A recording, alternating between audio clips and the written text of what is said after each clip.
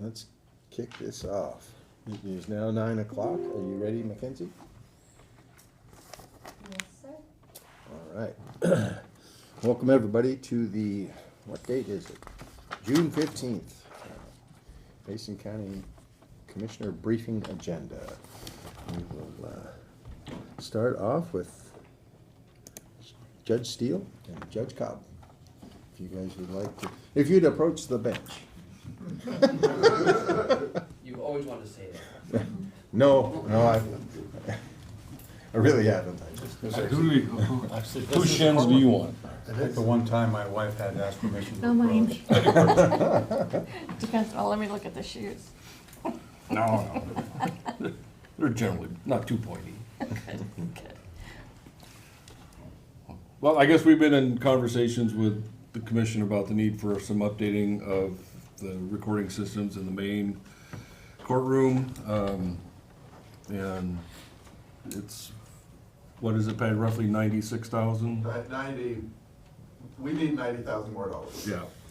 And then Jen came up with the idea of the trial court improvement funds.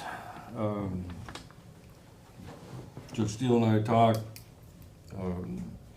He wants to keep a bit of a reserve of about 18,000 in the fund, which means we'd have to come up with roughly $10,000 from somewhere else.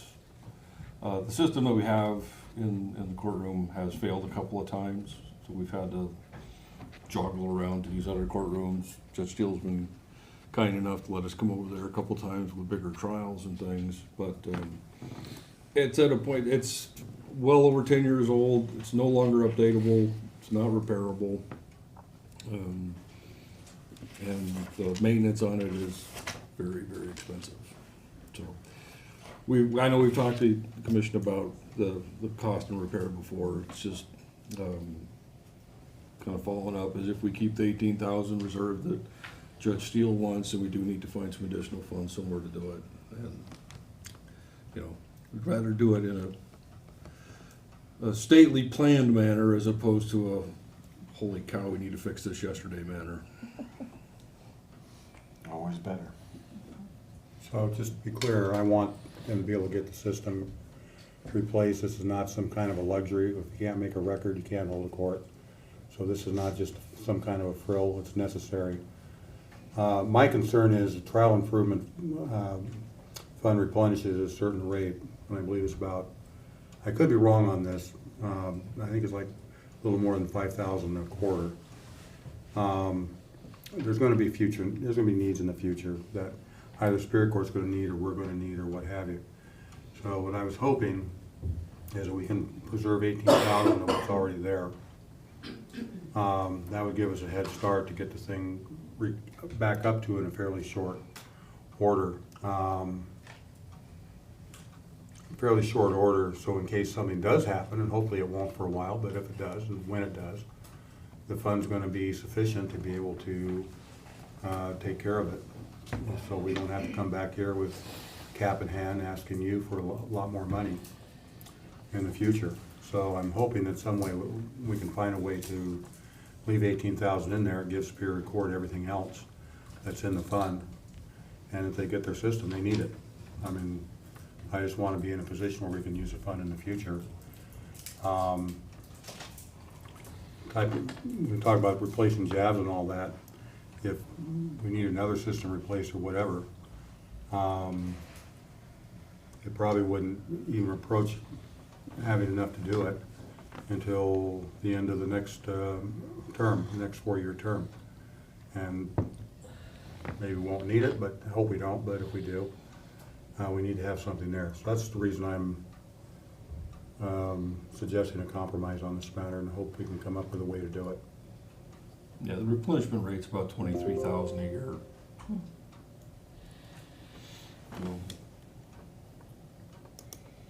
and I think the last drawdown was for building 10 when we got to that final outfitting of that. Yeah, no, that was a case or not. I'm not disputing. No, that's just my memory. I don't recall for sure. I think there were some other recording systems and all that had to be upgraded as well. I mean, it wasn't too long ago before, not sure what courtroom you call it now. It used to be our LL2. Well, it depends, we might call it the Netherland courtroom, depending on how you vote.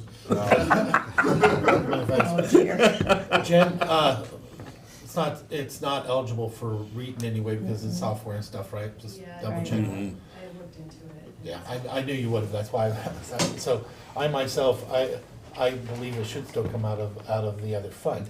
If you come up short in the future, then you come and ask us for something, we try to do it. It's hat in hand today, hat in hand tomorrow. We don't have a bunch of extra cash to throw out there, but so if it's already in the fund, stay within our means, and I would be supportive if it comes out of the fund.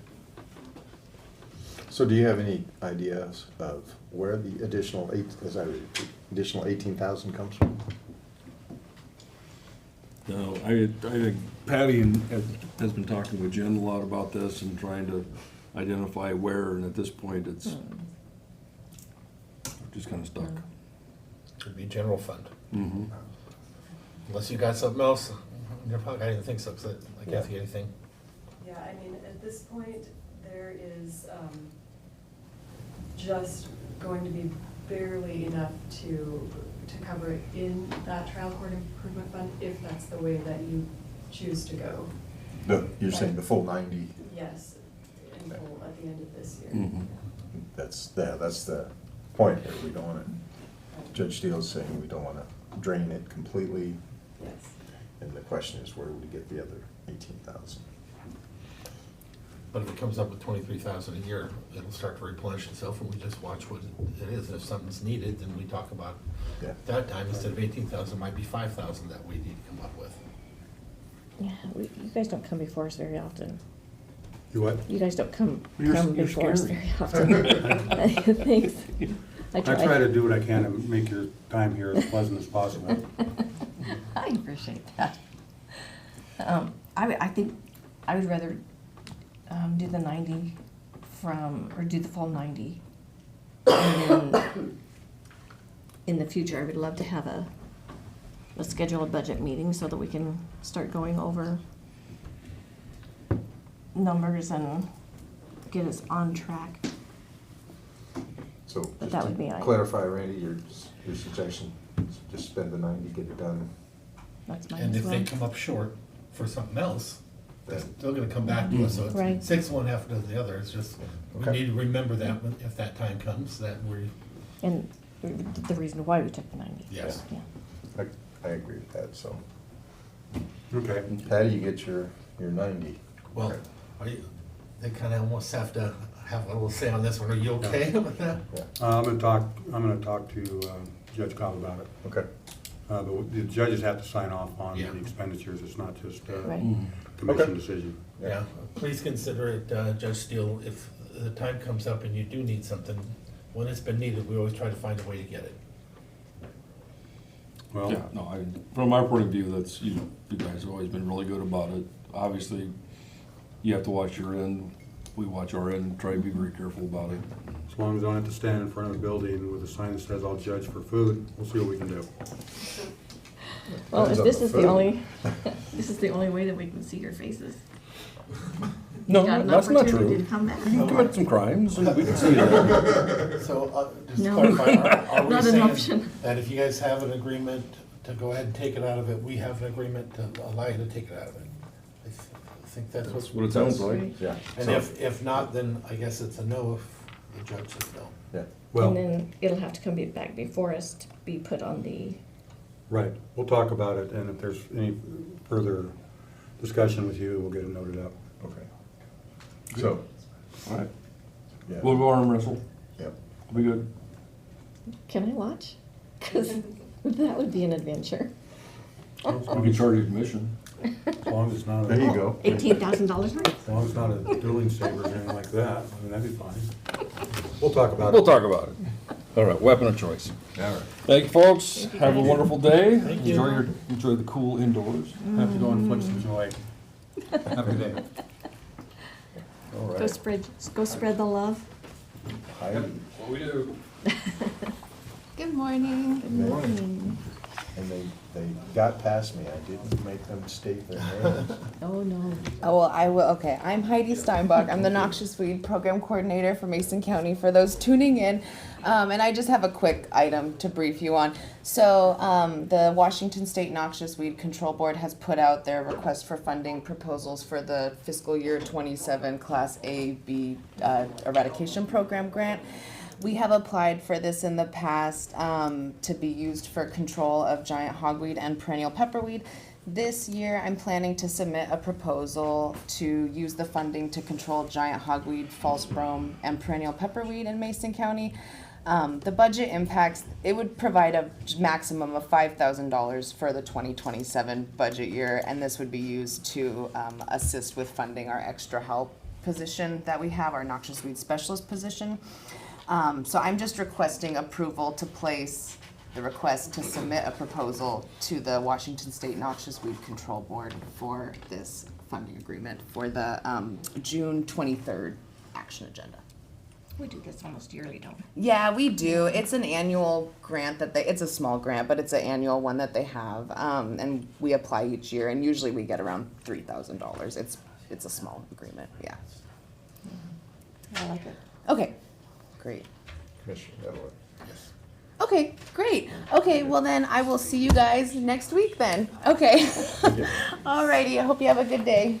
Yeah, and stay cool. It's gonna be like 90 this afternoon. Yeah? Yeah, Yeah. I think so, yeah. Alrighty, bye. Hi, thank you. Mr. Windom. And Melissa. Good morning.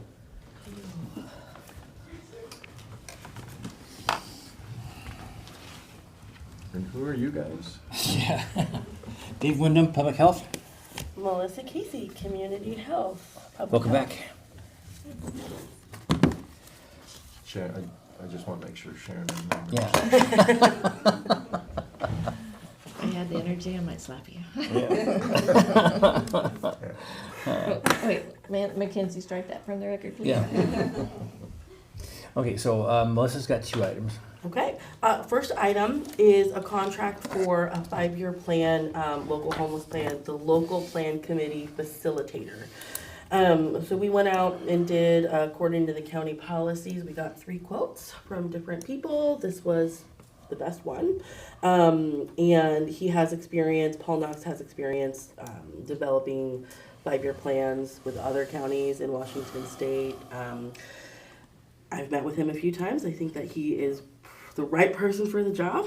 I do want to point out too, just as we've been looking at the 5-year plan and reviewing a lot of the comments that we got during the public comment period, we heard loud and clear that there needs to be a little bit of an emphasis on some of those social determinants of health, really looking at the behavioral health, the mental health, the substance use components of that. And so in the scope of work, with some evidence-based resources from SAMHSA. Do you know what that stands for? No, it's federal. Yes. Using that toolkit to kind of really guide putting together the people who are going to be on that local plan committee so that there is some representation. Are you thinking of what the acronym is? I am, I don't know it at the top of my I know head. we've used it, it's like social and mental, Yeah. Yes. anyway. I don't have it Yeah. spelled out. Yeah. But using that kind of as a toolkit for guiding who's on the local plan committee. And then we also remember that the board had really kind of instructions for how we want to make sure we go out to the public and have the citizen membership well represented. So I'll probably bring a news release to do applications for that in the next few weeks. But the ask is to move this to the June 23rd action agenda for approval of the contract with Knoxworks to be the facilitator of the local plan committee. Where does the money come from? He's from Olympia. He's Commerce. local. The commerce, okay. Oh, sorry. Yeah. Oh, sorry. Yes. We already have this budgeted out of the current consolidated homeless grant. Just for the other commissioners, his quote was way lower than anybody else, like almost half, I think, the maximum. And so I looked into a few people because I looked at his references and I called some of those organizations and they gave him stellar recommendations. So I think according, the people say you'll get way more than your money's worth on with this guy. So. Good enough for me. That's cool. Okay, thank you. Next item is Consolidated Homeless Grant Contract Amendments for fiscal year 27. So as a reminder, we're on a 2-year biennium contract for our homeless response system grant. So it started July 1st, 2025 through June 30th of 2027. We only awarded the awards for fiscal year 26, which ends June 30th, 2 weeks from now. So we have to do amendments to award the funding for fiscal year 27. One of the primary reasons for that is there's some budget categories that Commerce didn't award until the middle of the year because it was based on fiscal year 26 spending. Thankfully, we were awarded what we got last year and a little bit and then some to support our homeless response system. So for Crossroads Housing, New Horizons Communities, and Turning Point Survivor Advocacy Center, the amendments here are awarding fiscal year 27 awards. I want to point out that for the Youth Connection, this amendment is for fiscal year 26. We've met with Commerce, we've met with Youth Connection in sorting out some of the ongoing invoicing challenges that we've had. And we finally have a final budget that aligns with the direction that we received from Commerce. And so there was some budget category moves that were needed for fiscal year 26. So that's the amendment that you have in your packet for the Youth Connection. I'll pause there to see if Were you able to get that past billing taken care of then with? we're working on that, yes. Still So, working on it? risk management is reviewing a few things today and will get us some guidance tomorrow for some additional guidance to deal with the previous billings. But we've already sent the final budget and the proportional use kind of how they're billing to the Consolidated Homeless Grant in relation to all of their other fund sources.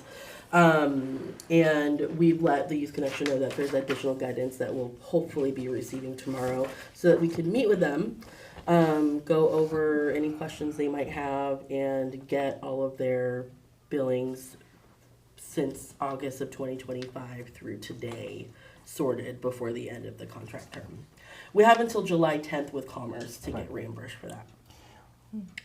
How long before you, what's the time frame before, because you said July 10th, does it have to be in before then to get It has to reimbursed? be in before then because we have to, July 10th is the last day we can get it into our system, get the check cut Mm-hmm. before what the I was deadline, so everything rolls back. Right. So we get our money, they get their money, So like 2 weeks before then? Well, we're hoping to get this thing wrapped up soon. I've asked everybody to meet in person, go invoice by invoice, just get it done, get it off the table, let's move forward. Good. So, Yeah, let's work with all of our nonprofits as much as possible so we don't lose them. right. Has there been any, I'll say, improvement in the communication level We between the two sides? email all the time, but I think we need to spend more time in person, just sit down and fix things as we go. So, and that's where Melissa and everyone is heading, but they need to get some background stuff on the table first, the budget done, get that approved by Commerce, and then they can go forward. All right. And our action is to move this onto the agenda. On June 23rd for approval of all of the contract amendments for all of the Commissioners. agencies. Okay. Okay. So, to tie in with this, I've been working for the last Mackenzie, you got that? Okay. 3 weeks, off and on, given the other things that got going on. I've been looking at some technology solutions that would put all of our housing contractors under one piece of software that would do coordinated entry, so from any point in the system. So it would allow, this is my dream. You know, they could go to any point and be able to schedule appointments with all the other system providers from that one point. And they could schedule and keep track of who got referred, did they actually make their appointment, what was the outcome of the appointment, so the whole system knows what's going on. So, And then how would you,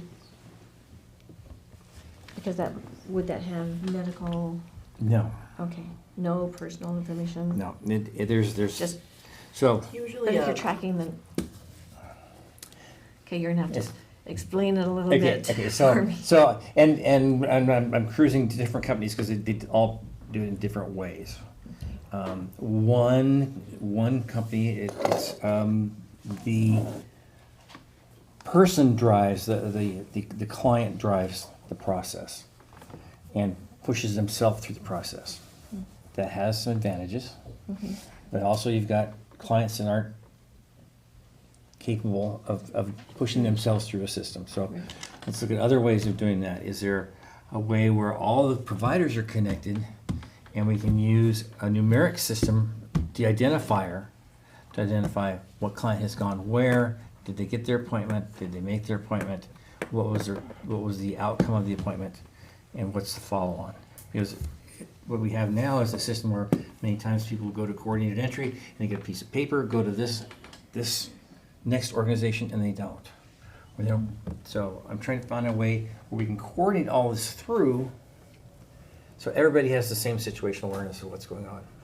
And so would then the provider or the referees, I guess, would they be a part of the system to help track that person and help guide them on? Or Yes. how does that work? So say, for example, you have a person who's going in for a mental health appointment. That's their first contact with the system. They say, well, I need housing. The mental health person can set them an appointment for a housing appointment. Okay. And then when that person actually checks in there, and this housing provider is notified, the mental health person gets to notice that, yes, they made an appointment. They made their appointment. So it starts to close the loop on what's going on out there. Because right now we get things started, but then they go, we don't know where they go. Right. So That I'm trying to happens a lot. Yeah. In So so I'm many trying to other figure out a areas. way to close the loop on this stuff. And I'm not sure that anybody is. It's probably not a perfect solution No. out there, but if there's something that can help. So I'm researching a number of ways to go on it because you have HIPAA, you've got all those other things you got to take into account. I want to see who else has tried something like this and at what scale.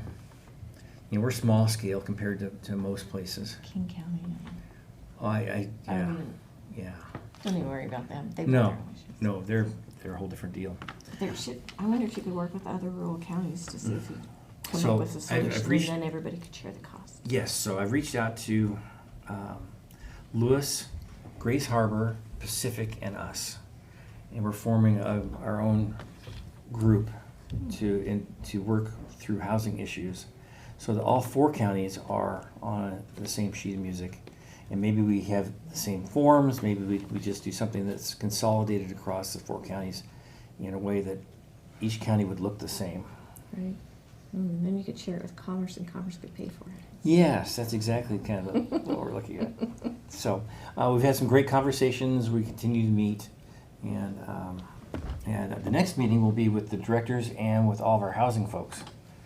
So we gotta get that set. You might want to add Douglas County to your list to talk to. Of Cheline Douglas. Yeah. Okay. Last year, early in the year, at the Wasac event, we were over there, and they were touting how their system is really Yeah, working. and yes, I'll get a hold of them. I know who that person is. Okay.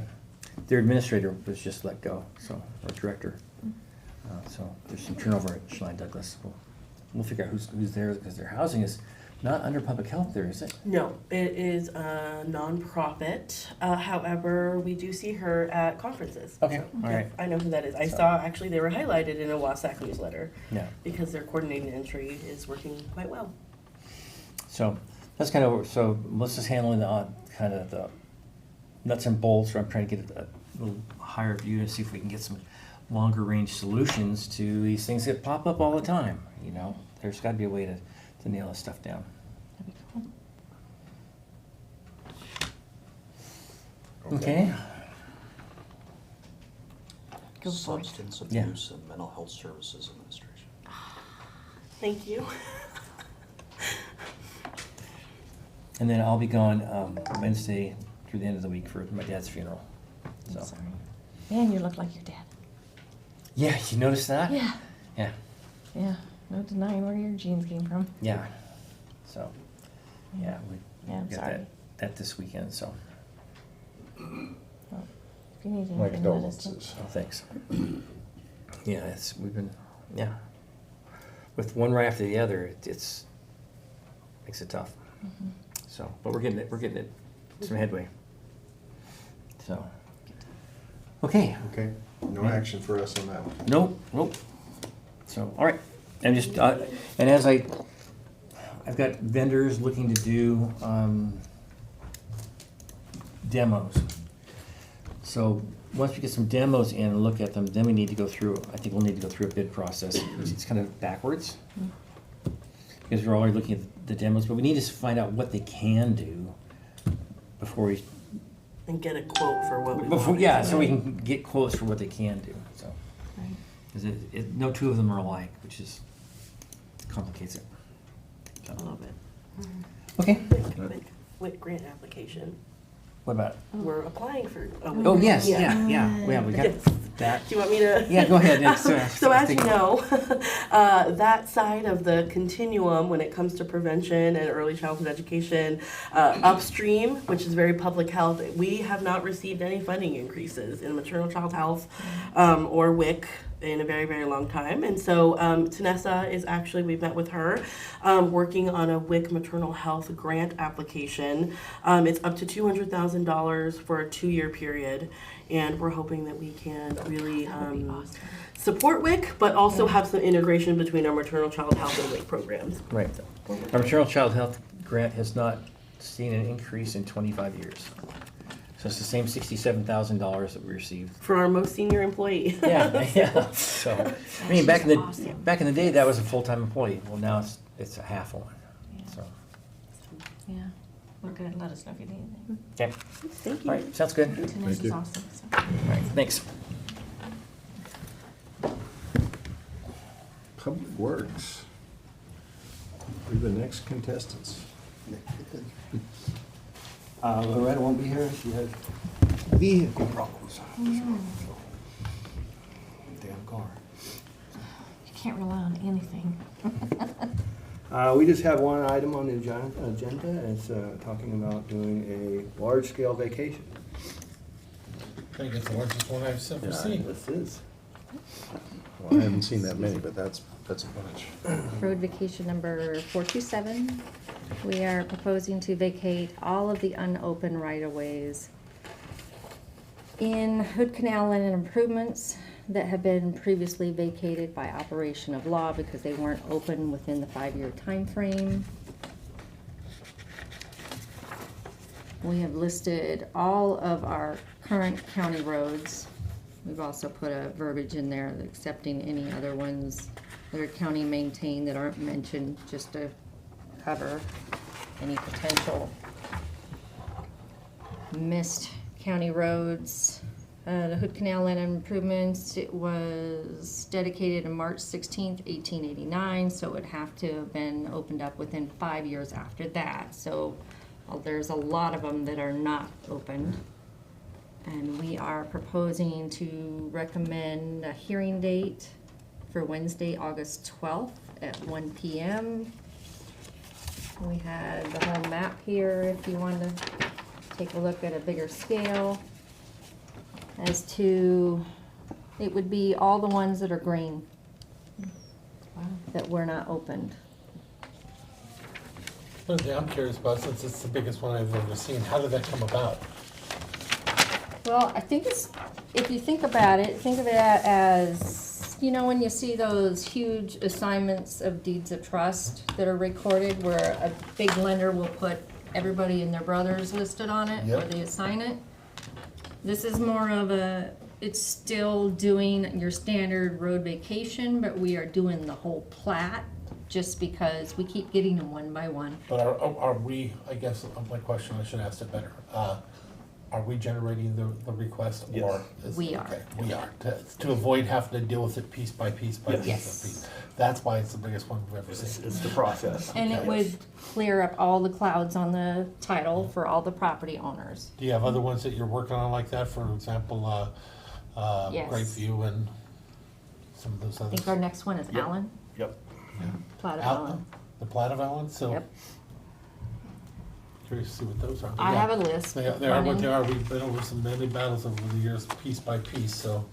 And you go through the same process Yeah. for each event, where we can do it just one Yeah. time Yeah. And just here. clean it up. Yep. That's just the Clean it up. vicinity one. We have no claim on them that we want, or, so, I'm supportive.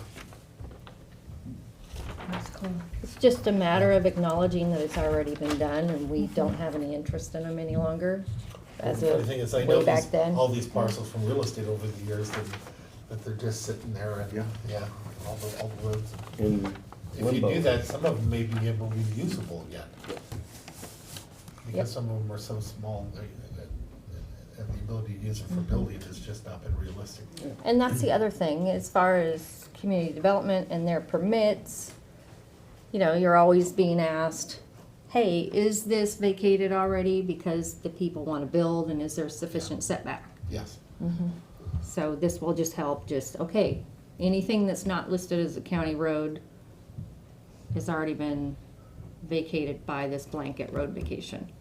And so will you, in the future, will you take other sections and other areas and just start doing those, getting everything all cleaned up? Probably another dozen. Yes. That's- I have a running list. Yeah. Well, I know good. some of Ralph had up above, South Shore, in Belfair, all that area up above there. You have the place across the street from the boat ramp and stuff, area in Greatview.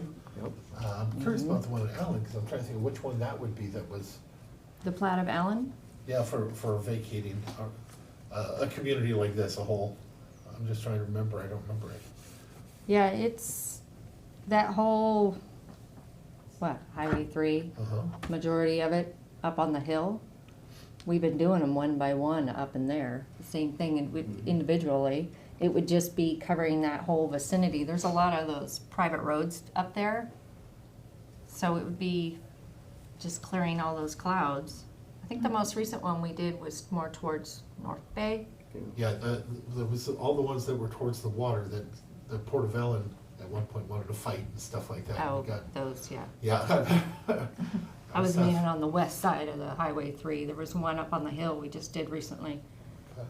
But to be in that vicinity would be the next one that we would work on. We've, Tim Whitehead has reviewed this.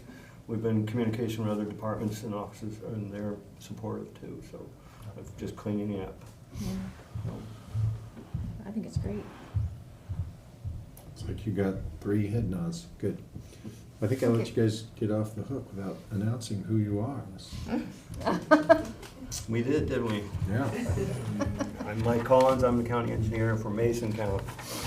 Love to Schaefer right-of-way agent. Thank you. For Public Works. I have a general question, I think this is for you specifically. We had a gentleman come in, I don't know, 2 weeks ago, up in Matlock, who has a 160-acre island that he couldn't access. Homer Adams. Homer Adams. Homer Adams, that's the one, thank you very much. Any luck contacting that guy? I don't know how to get a hold of him. He walked out of here, he didn't leave me a phone number or anything. I have one in the drive I can get to you. But I've spoke with the gentleman a couple times in Okay. person up there and basically let him know that the county right-of-way does abut. That's his parcel, but it's just not built out. So it was a matter of he'd have to go through the opening, unopened right-of-way permit and follow all those procedures, but I think he was more, it was some of the neighbors he was having a couple issues with. Yeah, he's got a 160-acre parcel that he wants to go in and log, for, harvest it. He has no access. It's an island. It's like completely cut off. And there, the question was the road, at least on the maps, shows the road stopping like at 1 5-acre parcel shy, or at least our right-of-way, it shows on the map that way, so that was. But it's not though, right? 'Cause they can't sell property that's landlocked, and there had to have been some access at one point, and that's where we have ours. Technically, it's there. Okay. It's just not opened. Our road ends, the right-of-way continues to his property, Yeah. it's Yes. unopened. He needs to go through that process to open that up. Okay. But as long as it's our right of way, they can't take it. They can't take it. So, They whoever probably that landowner is don't, have a yeah, they say. probably don't even know it exists. Yeah. You know, that's typical. So, Yeah, I was just trying to make sure he's getting Yep. some help to get this resolved. Yeah, he's come in a couple times, Okay. before he had spoke to you. I Yeah, haven't seen him since I think his original then. intention was he wanted us to open it up, so. Yes, that was what he insinuated. Yeah, I think he said 35 years ago was the last time he was out there. Yep. Trees are just ready By the time he to logged them. go now Yeah. then. It's a crop. People don't like when I say that, but it's a crop. Sometimes it's a weed. Yeah. Project-wise, we're out at Coquitlam, Lakeside, they're done paving shoulders. The thing they gotta do now is gravel shoulders and put some guardrail back and some Jersey barrier. They'll be completed here in another couple weeks. We're up at Effendale Pass, Granite's up there paving. They'll be done paving here in another couple days. By the end of the week, they'll have shoulders on and they'll be waiting for striping, so that road will be completed too. So, road crew, we're done mill and filling everywhere, including Trails Road. They're up on Larson and Larson right now, doing the spots in there that we're waiting for that water line to be replaced, and then this year we're gonna be chip sealing those roads. So What about that area that had the? we patched that up, but we're not gonna pave it, and it's gonna look bad because we're gonna do some other areas and pave them, but we're not gonna patch that one because that's where they're gonna start digging for the water line. Yeah. But we did gravel it up and got it back I'll up. try to find that, those folks and express that to them so they know. Well, we don't wanna do it 2, 3 times, I'm sorry, as long as it's safe, Yep, yep. that's all we're looking for. Yeah, it's held up actually really well, so, the gravel patch there, so, just a little bit longer, and then we'll get taken care of after the water line gets replaced. So for the Effendale Pass one started to be quite an issue, and then when I realized what it was and where it was, cause they're all talking about the connection with, Highway 3 and everything, I was like, wait a minute, this has 0 to do with it, even the back ways Right. aren't gonna go there. And so they were just mad because they literally have to wait a few minutes to get through there. We'll have to deal with that, I guess, and just, But they're getting through, so it's a long ways to go that way, though. Wouldn't it be Bear Creek to Waddle and everything? I mean, yeah, but actually, it's only about literally 4 to 7 minutes difference than when Really? there's no traffic. Mm. If you come back, from Silverdale or Bremerton, Seaback. We didn't plan this at the same time as that gorge shut, so. But we'll be out of there. By the end of the week, they should be, real close to being gone, so. So it's been a good project. And I have a few little things to touch on. Okay, I already know the answer to this, but somehow you always figure a way to help anyway on this one. Okay. This is McDonald's, right there, another, that whole Oh, road goes okay. back up Yep. again. It's so dangerous for everybody, it's not our road, Yep. but yeah, somehow our staff seems to find a way to save everybody, every 2-3 years. Push the button. So if you can reach out or however you, Yep. magic that you do. Roselle Road, I understand it's falling apart on the access where the manufactured homes are and stuff like that. If you could just send somebody to take a peek at it, please. Yep. You wouldn't know, but when we'll write stuff, I'd love to have somebody contact me so I know what to express to these folks, because we've never gotten together yet. Do you know, give Dave a pat on the back. I was not able to make that meeting, he handled it again, your staff always does a great job. On 302. Yep, he got that handled, just tell him we're proud of him. Do we know, do we have the union stuff already finished? It's already finished. Okay, wonderful. And, They are restricting us in those things, though. The DOT has set up their new policy on the speed display signs saying, okay, so the ones in Union are 25 mile an hour zone. They said they want us to put it at 25 to 30. So if you're doing 35, it doesn't show. If you do them below 25, it doesn't show. So a lot of people are saying, well, they're not working. Yeah. Well, you're either going too fast or you're going too slow. So, So, and I remember the argument for that, because we have it a little higher, people were using it to race. yeah, See how far they can go, so they dialed everything down so you can't use it as a toy. yeah. No, they were just checking their speedometer. Yeah. So if you- Sand Hill Mission Creek, and needs to be brushed, which Okay. we do every year, but Yep. now people are starting to see they can't see. Yep. And so it's starting to get to that Right point. there at 300. Yep, and if you could call the state and have them brush out and clean. The DOT has about that much right away from the asphalt, so we actually cut the brush. We've talked to Forterra, who owns the property. They've gave us permission to actually cover that up with a fabric and rock and actually kill it and not actually have to cut it so much. So we just haven't done that. And when I meant to call the state, that was on Highway 3. On Highway 3? Yeah, for cleanup and stuff. The business owners have gone out and started cleaning it on their own. Oh, And cutting oh, back yeah, oh, the yeah. brush. Yep. They're not good about that, you know, they probably haven't swept it in 2 years or so. But if you can call them and see if we can get a, Yep, we can do that. thank you. That's everything I have. Got nothing. Okay, And thank you. Thank you. Thank you, thank you guys.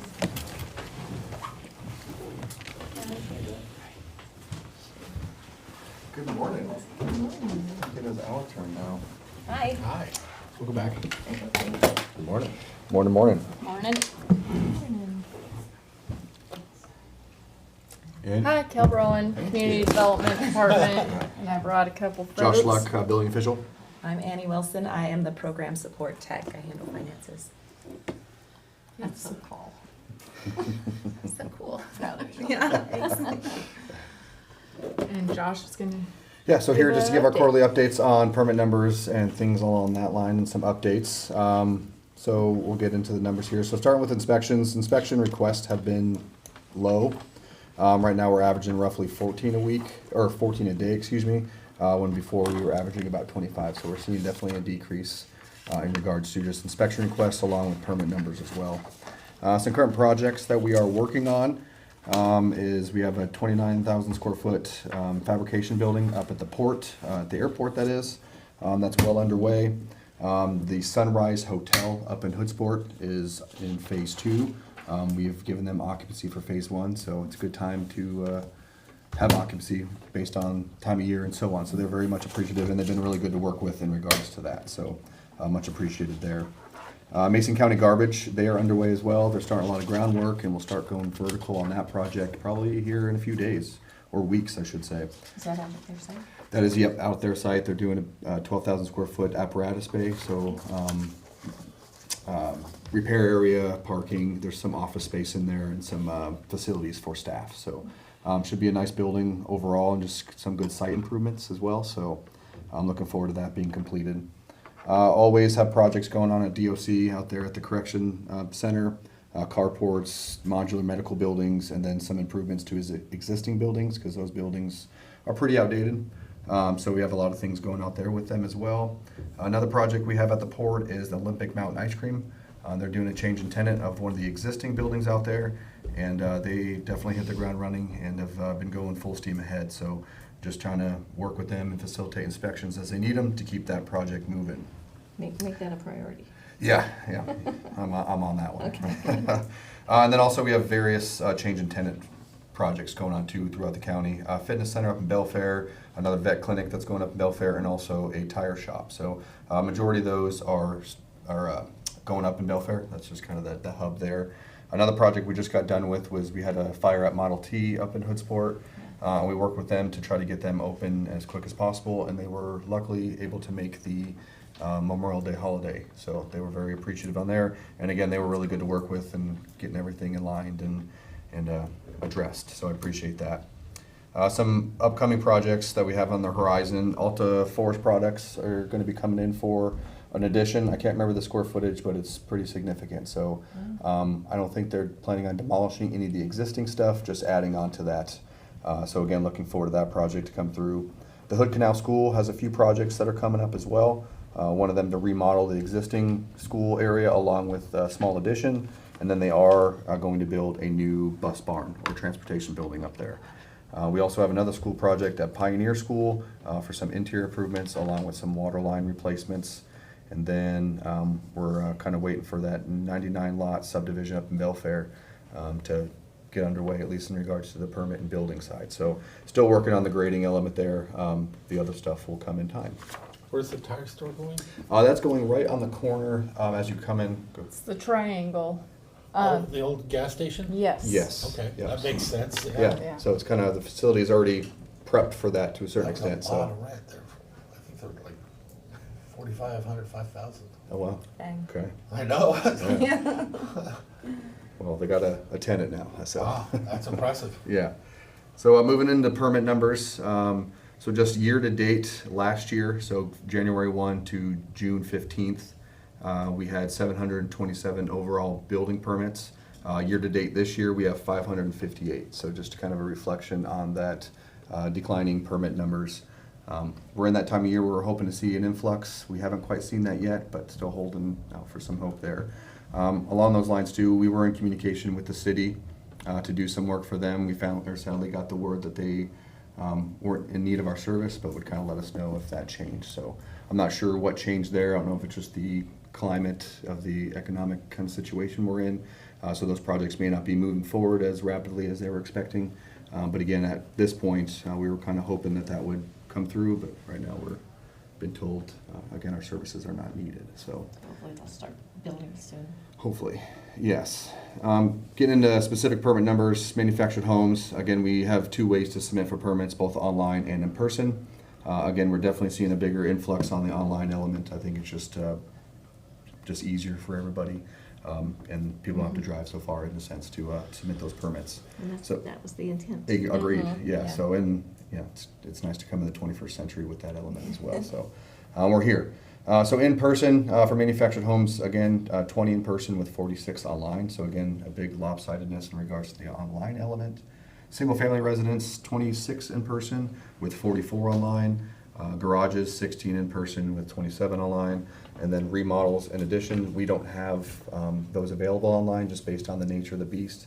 It's hard to get a template for those just based on every project is different in their own way depending on if they're doing an add-on or changing the inside. So we're still working on that one, but nonetheless, those are all coming in person, and those are at 26 right now. We are seeing an increase in that element. I think in lieu of people doing the bigger projects, they're just kind of focusing on those little in-home kind of projects. So again, seeing an influx on that. Good news is that our permit turnaround times are at 19 days. I think that's obviously a combination of the lower permit numbers, but also just the process improvement element too. So hoping we can keep those numbers, declining and or level there. So any question on those elements? Perfect. Pre-application meetings, those are opportunity to sit with future developments and or projects to discuss their project along with giving them the information they need for a successful submittal and approval process. So far, we've had 24 of those, and those project types range from residential subdivisions, cell towers, some office space or tenant space, manufacturing buildings, and then also changing tenants. So kind of all over the board, some churches as well. So looking forward for hopefully some of those to start coming through with the permitting and inspection phase. Fire Marshal, Randy is our Fire Marshal. He is outstanding. Year to date, he's been conduct 35 permit reviews for both sprinkler and alarms, along with the appropriate inspections with those elements. And then burn permits, we're kind of seeing those slow down a little bit just because we're getting that time of year where I think people are expecting the burn ban to probably kick in sooner than later. But again, year to date, we have 34 of those. And then code enforcement. So code enforcement, year to date, we have 56 cases, and that is between both kind of professions, I guess, with planning and building. There's a lot of them that are, meld together along with cooperation with environmental health just based on the layer of violation and or the scope of the project. So very much appreciate the communication between planning, building, and environmental health to achieve those, along with the one that we have going on Simpson as well. And then some SmartGov updates. So we lost Julie, I believe, in March. She was our kind of SmartGov guru. In the meantime, we've taken some of that in-house, but also I want to thank IT for really taking the lead on that and being available and assisting with that element.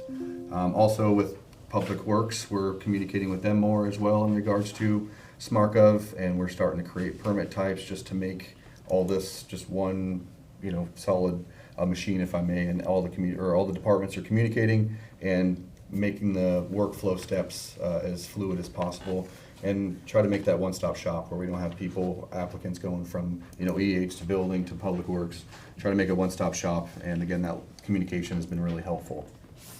And then some other updates is we did get confirmation that the building codes will be updated in May of '27. So trying to get our head wrapped around that and the final decision so we can start digesting the changes and get that information out to the public, along with how we want to address some of those as well. Another thing, Randy is working on the CWPP, Wildfire. Thank you, yes, It's the the Community wildfire. Wildfire Protection. Prevention. Prevention plan? Yeah. Yep, I should have wrote that one down. So he's well underway with that. I believe he's in contract talks now, and is finalizing some of that stuff, and we'll be communicating with Tim to make sure everything is good on that, along with risk pool, before I believe he brings it to you guys next. Also, we just concluded our all-staff meeting, which was the 2nd of June, which was very successful. Again, good opportunity for process improvements, interdepartment communication, just also an educational piece for at least the building inspectors, go over some codes, make sure we're all singing off the same sheet of music in a sense, that everyone's up to speed of what we're doing and how to go about it.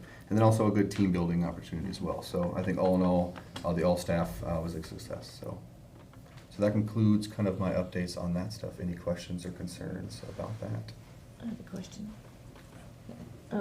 Do we subcontract Randy out for the city to do their fire marshal stuff too? or No, the city does have a fire marshal. I believe Keith is their fire marshal, so he does work hand in hand with them, and I think they both assist with the city stuff and the county stuff just based on. Oh, good. Also, he works with, because the city fire marshal is also part of Central Mason, and Central Mason also covers a lot of our area as well. So again, that communication, I think, is key to keep that stuff going. But yeah, there's no contract between those two at this point. Okay. Yeah. So. And then Randy is also part of the statewide wildfire. Yes. Yep. prevention. Randy's on many committees and groups, and he is also part of the steering committee for the WUI maps, which are going to be coming out in regards to construction in wildland interface areas. So he's been, luckily we have someone on our side, not just Mason County side, but counties in general, to help this make sense and be, something that we can implement appropriately rather than everyone doing something different and or overreaching. I think that's one thing the building codes are getting worse at, is just overreaching and things that are making building harder to do. So there's definitely areas to focus on, but I think we should focus on those things, life safety elements, rather than maybe the energy and that sort of thing. So. Right, that's what I worry about, the May 27th, or May 2027. Yeah, plan. and that's the sad thing too, is it's nice to get ahead of the building codes, but they have been arguing so much in lawsuits that nothing is out definitively, so it's hard to put too much investment or time into reading what's out now or the drafts, because they could pivot, How do you plan tomorrow. for something that's unpredictable? Exactly. So granted, we have, about 11 months or so, so hopefully in the next few we'll get some, final drafts to be able to digest those, so. Well, it comes out in May. Is the state giving us a May deadline to adopt, or is there a little bit of time to adopt? So we'll have a little bit of time, as long as we have a game plan, in the sense the state usually doesn't step on our toes on that. They just want to make sure we're not delaying it, a long period of time. However, justifying it to, get our head wrapped around it and find an approach forward, I feel like would be easy to explain or argue if need be. So. So Josh, I don't think the commission has changed in their stance that, I would be shocked if they did. We want only what's required by law, and we will stand up and fight anything that isn't, and you've been good at finding ways to get. Yes. To mitigating. Yeah. But I think we're still exactly in the same place, so anything you see, if it's time for us to fight, we have to fight. Sounds good, yep, and that's gonna be my mindset going into it, and, it's also one of those, the state requires that we adopt various things, but where we have the most control is how we implement those elements. And I think that's where it really comes down to really making it work for us, rather than trying to, focus on the important stuff, because there's no way you're gonna enforce all that stuff, for a few different reasons. There's just not enough time in the day, knowledge base, staff, all that stuff. So again, the biggest thing for us is we wanna make sure structures are safe, for occupancy, and that's gonna be the first goal. A new thing has been popping up, and we'll have to find out with Randy, but look at what options we have. Have new maps that have come out now for the fire, Mhm. and homes that are, before could get insurance, cannot for new owners. If you're grandfathered in, they're letting you stay. Interesting. But they're finding this out now as they're selling, and believe me, that's gonna have a huge impact on all of us. It really is. So one of the questions, if you don't mind to ask Randy, is what should we be doing to try and be proactive on that? But also, this is something I kind of wanted to bring forward eventually anyway, and I've mentioned a few times, this commission got together and we helped Fire District 4 put tanks out in different areas. So there's actually 2 5,000-gallon tanks spread out 5 different locations through them. We've been talking about trying to do it for some of our other areas. Can you find out if that would change this situation? Okay. We gotta do something, because this is good. When we come up with talk about our budget, there's a 15% shortfall now this year on REIT, year over year. That's because of sales and stuff like that. There's no way of getting around that. This will have another impact on that. Yes. And when that happens, it affects everything we do. Agreed. I'll definitely pick his brain on that one, and I know he's gonna come before you guys for the CWPP contract, so that may be a good opportunity for him also to express some of that stuff. Please. So I'll definitely give him a heads up and facilitate any way I can help him. You know, it's usually historically, we find ways to get around some of this stuff. There was times where they decided that the flood maps were gonna be able to hit some areas in Union around the bend 100 feet up. And we ended up pushing back and doing a bunch of stuff over the years because it is stupid. But there could be I guess, the great tsunami. But if that ever happens, everything's gone anyway. We're all in trouble. Yeah, Raising forget house having to loans, worry it's not about the gonna change. insurance companies at that point. Yeah, At least well, and we're that's the considered battle at that too, is the point. insurance companies, and kind of back to the fire, and Randy can probably speak to this better than I can, but with the WUI, they have their own requirements, but then insurance kind of go off their own, requirements, and sometimes they're not aligning, so I think it's important, if we're gonna have these things, we set the, homeowner or the property owner up for success, rather than, you gotta pass this set of rules, and then there's another set of rules, and just kind of always moving the goalpost. Well, it may be just challenging the map as we've done with the other, because I understand it just started, and literally they're using the new map and they're not, they don't even want to discuss it. Yeah, so They're the just maps saying the for new map WUI, is- they've come out with some drafts, and they are a lot better than they were before, because it was pretty much the whole county, which was interesting, even, Shelton, downtown Shelton, Yeah. where it's, kind of a concrete jungle to a certain extent. But, so they've gotten better, a little more, I guess, practical information was put in there, but yeah, there are still some areas that are gonna be, a trouble, I guess. Well, the latest Try to one was navigate actually that. Star Lake. Mm, That whole region, they're just deciding they're not going to. That's interesting, yeah. That's huge. Hmm. So please, Okay, yeah, anything you do. And then if you have anybody call you about that, have them get a hold of us so we can see if we can help them, with those modifications, if that's what the insurance companies are needing, and how to go Yeah. about that I guess, just to And just help. remember that tank, if it is a possibility, we may be able to all help with that, with Okay. different stuff, go after a grant for the whole county for those outlying areas or something. Okay, perfect. Well, you're talking about the insurance companies. Is the state insurance commissioner of any use in any of this discussion? That's a great question, and I know I've been part of conversations where that's come up, and it seems the answer is no. The answer would be no. Yeah, so, I don't know firsthand, but again, hearing through the grapevine, it does, not seem to be helping or cooperating. So, He's awful. Who's our insurance commissioner? I don't remember anymore. What's Kreidler? That's the last one I Yeah, that's remember. the last Yeah. one I remember. He's gone. Okay. so, Just curious, that seems like something he would wanna look into. or partaking, yeah, Yeah. but that would make sense, so, One would think. Okay. so, yes. But that's all I have for numbers and so on, so I appreciate it. Thank you. Thank you. Yeah, alrighty. Well, enjoy the rest of your day, and Who won welcome the back. mac and cheese contest? Trish Foulette, Yeah. she's won twice now. That was her Consecutively. fifth. With different annual. kinds too, it's Yeah. not just the same repeat Yeah. in her defense, yeah. Yeah, but Mariah has always been a close second runner-up, so. Just needed to Thank you. I did Thank not you. win. The Kraft mac and cheese jalapeno did not win, although it was edible. Threw some tuna in there and some salt. Yeah, it's good. See ya. I'm broken. That's so gross. Kraft mac and cheese with tuna mixed in. It's like No, perfect it's bachelor meal. gross. I love it. That's just gross. Disgusting.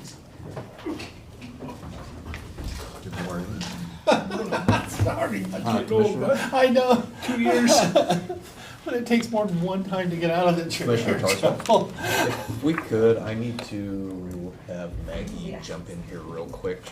She's not on the agenda, but she's got something to bring in. So you guys can stay. It's gonna be a quick one. And it's positive. It's, she's got a busy day, so you need her. No, she never has a busy day. Everyone is busy. And since there's no materials, I'm Maggie Houston from Indigent Defense. And I'm here to notify you that we have been awarded just shy of $123,000 for our 2026-2027 Public Defense Improvement Grant. I've attached the grant agreement, and it is currently sitting in my email waiting for a DocuSign. But my name is on the signature block, just because I'm the primary point of contact. So if that needs to be edited, please let me know, because the signing deadline is June 17th. What does this cover? This is our annual grant that we Okay, it's just the receive. same one that we've received. Yes, ma'am. Okay. Yep. No changes in anything? Nope, it's almost exactly the same as we received last year. Okay. I think this is great. Yeah, it's good news for sure. Yeah. So who should we have sign? You're looking for that answer. I am. I don't know on this one, because it's a grant. If it was the other way around where it's expenditure, but for a grant, usually we go through a process, but there's a time Usually constraint the here. chief. Huh? Criminal deputy. Yeah. Generally, the public defense chief Right. would sign, and then last year, Mr. Tarswell signed. I was gonna say, but usually it comes through us to do it, that's what, Right. we can have you do it, but the problem is usually it comes before us. We're on a time constraint now, right? We are. I would say go for Has it. to be in by Wednesday. So. And I apologize for the maybe- very maybe- short turnaround. Maybe we have the administrator, the county administrator sign, so that it always protects you. I'm just thinking of keeping you protected. Sure, sure. Can you get that changed Mhm. to me in time? Yeah, I'll throw him- Definitely. we throw him under the bus. Yeah, sounds problem. good to me. I will have them edit that, and they'll send it to you via DocuSign. Perfect, I'll get it sent. Cool. And I think all three of us are asking the administrator to do it Yes. on the record. That's awesome. It's on you, Travis. I'm on it. All right. Thank you. That's all I have. Thank you so much for your time.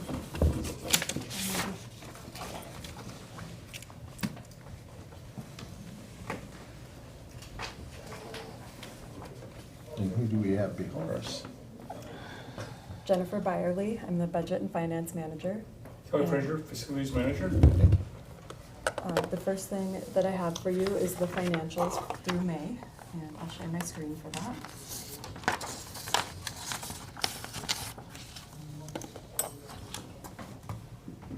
You or me?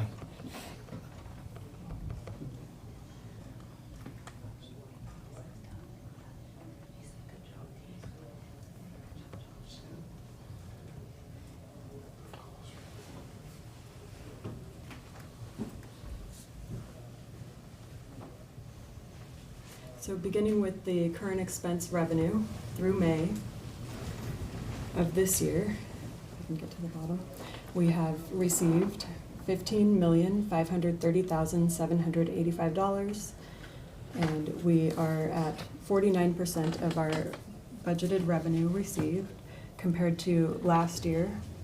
Oh, I'm sorry, this is the treasurer's revenue detail. I was gonna say, what am I looking at? I'm not adding up here. Okay, so beginning with the general fund, all general or all departments within the general fund, we've received $22,143,745 through That's a May. better number. Yeah, it is. We're at 46% of our budget received, compared to last year, we were at, we had received $21,439,073, and we were at 48% of our budgeted revenue received at this point. Going to the treasurer's revenue detail sheet, we've received $15,530,785 through May, compared to last year, $15,092,937. We're at 49% of our budget received this year, compared to 51% last year. And the majority of that is the diversion revenue, the additional $1 million that was put into diversion. We've collected half of that, roughly. This is very minor, but I'm seeing in the treasury report on the previous page, it says 15,530,784 as opposed to 785. But it's pretty minor, but we should be accurate. Yeah, it must be an Excel rounding Could be. thing. But Anyway, that's just, weird. I don't know. I just happened to notice, it's like, wait. We can reprint it and It's $1 off. put it into the packet if you'd like. I don't know. I'm just bringing it up, so we. It's immaterial. It is. The expenditures in the general fund, we have received, expended $23,306,282 through May of this year, compared to $21,701,485 last year through May. We have expended 41% of our total budget this year, compared to 38% last year. And as I state every month, the majority of that difference is in the non-departmental fund, where we paid the risk pool payment in January rather than October, as we have in the past. A couple of departments that I would like to point out that are over their benchmark of close to 42% through May. LEF, we've put into the budget amendment that will be passed next Tuesday, so that one should be okay. We put over 100,000, I think, in there. But we also have. Is this thing that they're doing at the state affecting because they don't give us anything, do they? The thing with. That they're doing with the left. With LEF. Yeah, that's not affecting us in any way, is it? Because no, we're on it.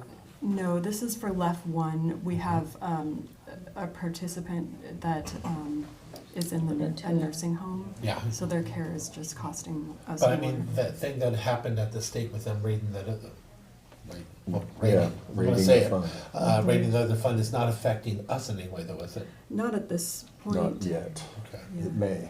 Because I don't think they give us back any money for the stuff that we expend. No, it's all county. The Yeah. the LEF 1 has to be paid for by general fund dollars, Yeah. yes.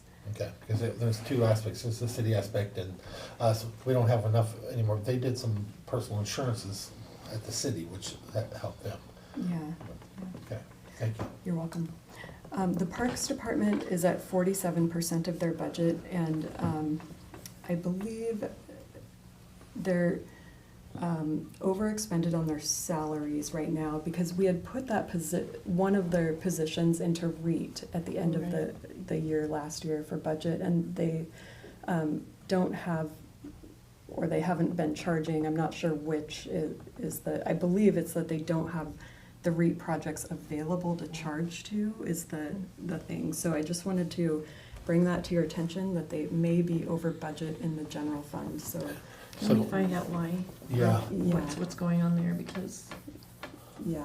Yeah, if you could find out why, that would be great. Yeah, we need to, or Travis, if you could, because if it's a matter of bookkeeping, because it is a pain in the neck to have to do it, they have to do it because we need it to come out of REIT and not out of the general fund and affect other wages.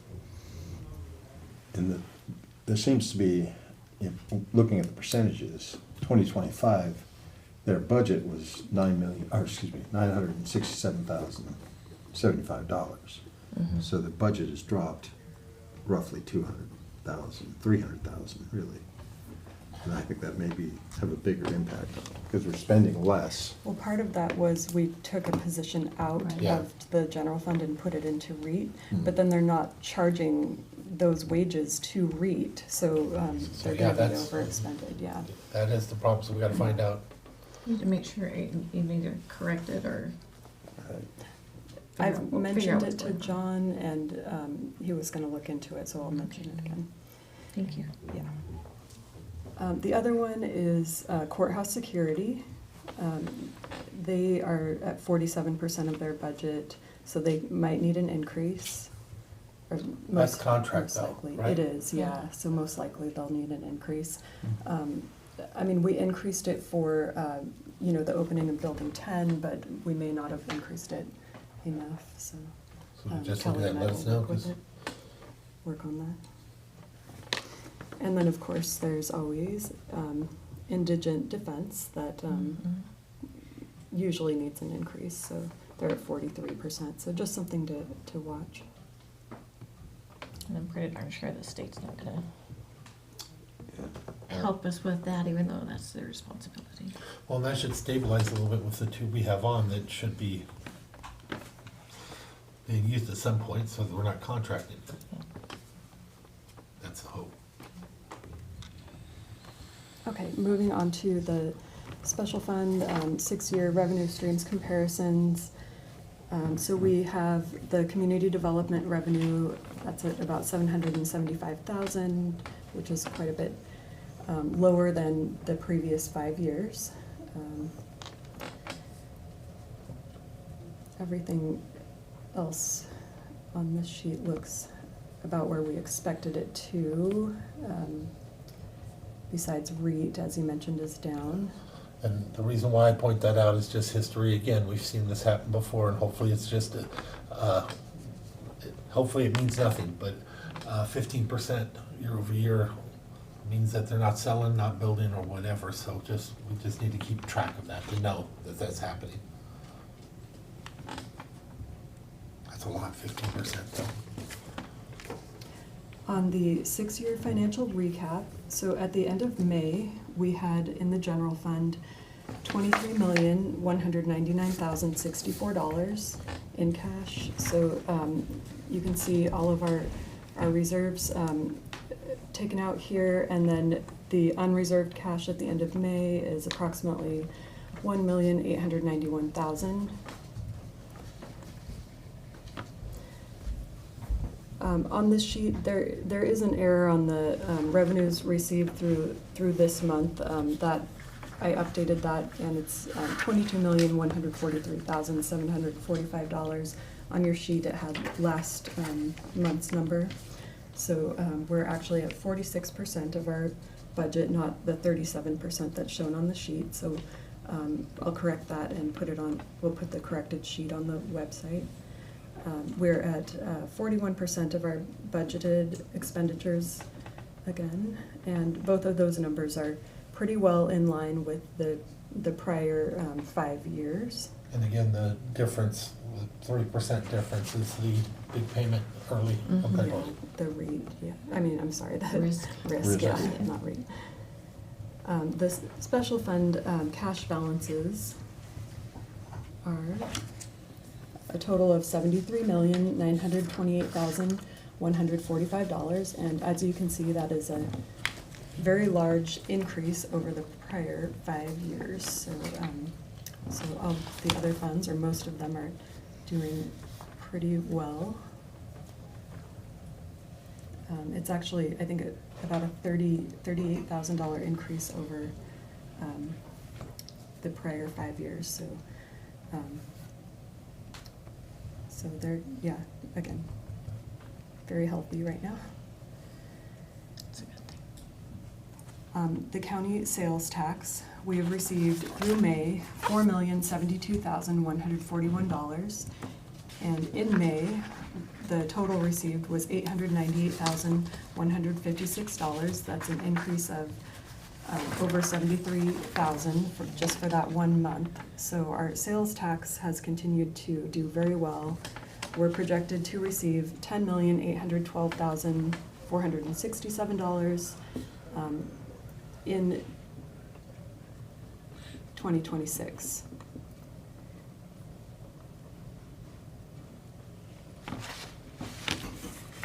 The motor pool summary, we have expended through May $631,401.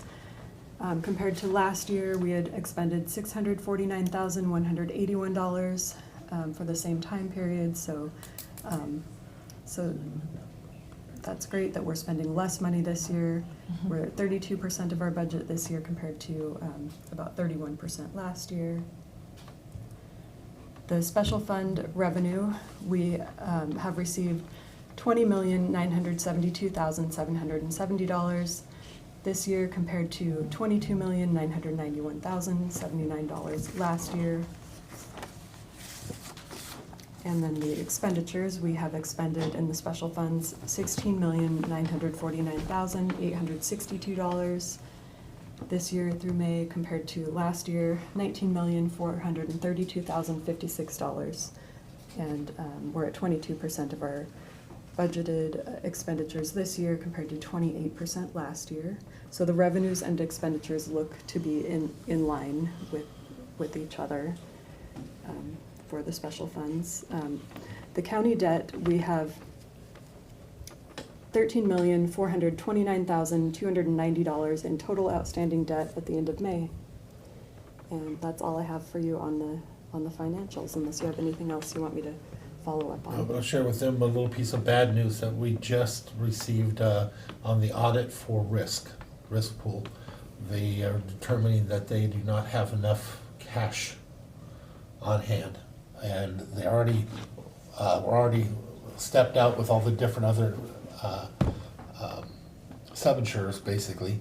So they're going to have to come up with more cash or find a way to sub-insure out, which is more money. Yeah, charge more. And so just giving you guys a heads up, that just came out, and it's got to have to be addressed probably in this next meeting. So we'll be hearing something about it soon. Bad news. Are they projecting that based on lawsuits anticipated? Yes.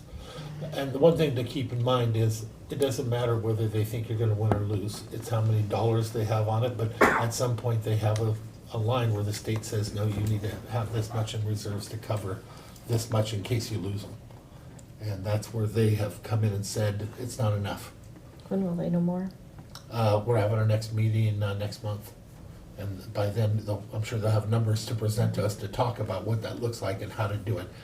Before we chose, instead of fixing, this isn't that far out, because instead of fixing it, we chose, of course, to go half and, and hope for the best, but then the state, and the state's always a little bit behind too. So they're going after the numbers we had in the past, but yeah, so we'll find out more. You'll share that report with us. Yes, absolutely. But the saddest part is, again, it isn't that they've done anything wrong.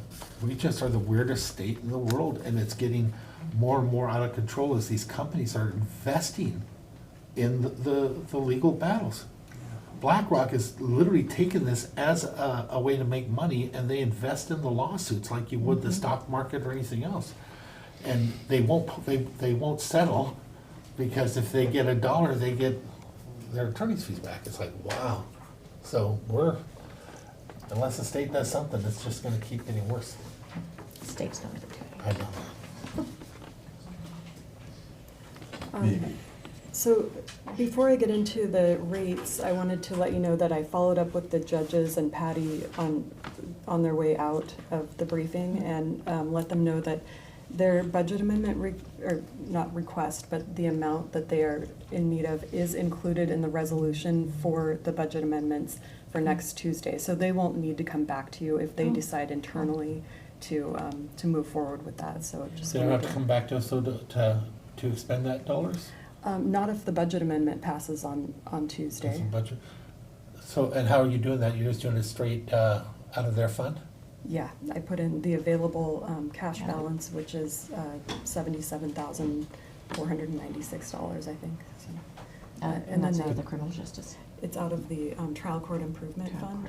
Okay. Yeah, and then they have set, I forget what it was, $17,000 available to spend in there. Oh, so that's where the other, it's already in there, okay. Yeah. So if they choose to go that route, they won't need to come back to you. And if they don't, what will that look like? Because it is an odd thing. Usually they'll agree. I've never had it happen like this before, so. If they don't choose to expend it, it will just sit there as available to spend, but, not. So it won't hurt us and look bad on us if we go ahead and change it in the budget. They just don't expend it and then it goes back into Into their cash, yeah, for next year, yeah. hold on, into their cash? Well, Into they their have, fund. they have their, Yeah, but- it's 135 fund Okay. cash, yes. Okay. Their trial court improvement fund is like its own bank account. So it's gonna go into the trial court improvement fund? Yes. Okay. Yes. Because into their cash is a little scary because bottom line budget authority. I That's know what I what was you- thinking, yeah. so. Yeah, I trial knew court what you improvement meant. fund 135 No, if it's in cash, that, I'm not good. general fund cash. Yeah, if it goes yes. into their cash under their budget, they can expend it how they want. There's No. not a damn thing we can do about it. No. Okay, I'm comfortable with that. Okay. So the first thing that I have is the review of the 2027 budget rates for internal cost allocations, information technology, unemployment, and motor pool. So the internal cost allocations for 2027 are pretty flat, and these are the charges for all of our internal services that we provide to other funds and departments within the county. So for 2026, our rate was $2,238,510, and for 2027, the total rate is $2,267,373, and that is distributed between all the funds that are eligible to pay an internal cost allocation back to the general fund. So that's the amount we will collect in 2027. So fairly flat with 2026, but just a slight increase, less than $30,000. The next, and stop me if you have any questions or comments. The 2027, the information technology rate, we're asking to charge the departments $1,350,000 for 2027. The 2026 rate was $1,330,000. And you can see the breakdown on the backup that you have to all the departments. The unemployment rate is very flat. That's $200 per full-time equivalent. And for 2026, the rate is $82,106. For 2027, the rate is $82,192. And the 2027 motor pool rate is $1,929,213. And the 2027 rate is $1,910,418. And that rate is actually going down, which is great. And that's even with ordering, this is a request to order 8 police pursuit vehicles and 3 white fleet vehicles. Those are for the all for the sheriff's department. The motor pool on the facility side, we have replaced most of those vehicles this year that needed to be replaced. We may have a request for, 2 vehicles, 2 or 3. We're gonna see what those quotes come in at from Enterprise, and if they fit within the rates, we may come back with requests. What kind of for cash those. outlay are we looking at? If we're replacing what we should be selling, we should be getting some of that back. And then if we do, it's gonna be a capital amount that we have to upfit. Those ones wouldn't have an upfit, I don't believe, right? I said doesn't, the white tree on my side doesn't have an No, outfit. not just yours, for- but theirs. Oh, Theirs has an Yeah. outfit. Yeah, it's included in the rates, so, so the upfit on the requests, a total of $13,000 each for the white fleet, and then $35,000 each for the police pursuit vehicles. And that's over the top of what we normally have for our payments. That's why I was trying to keep track of that. Yeah, so when we first did our plan, we said we were going to do 7 police pursuit vehicles per year. And then if there was any wrecked, we would do one additional on top of that, and that's what this is. There was replacing one wrecked police pursuit vehicle, and then replacing 7 others that are just in the rotation. Right.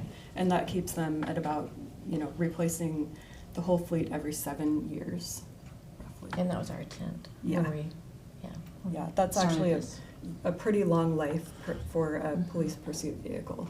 So we have a outlay of only 250,000 per year above our regular rental rates.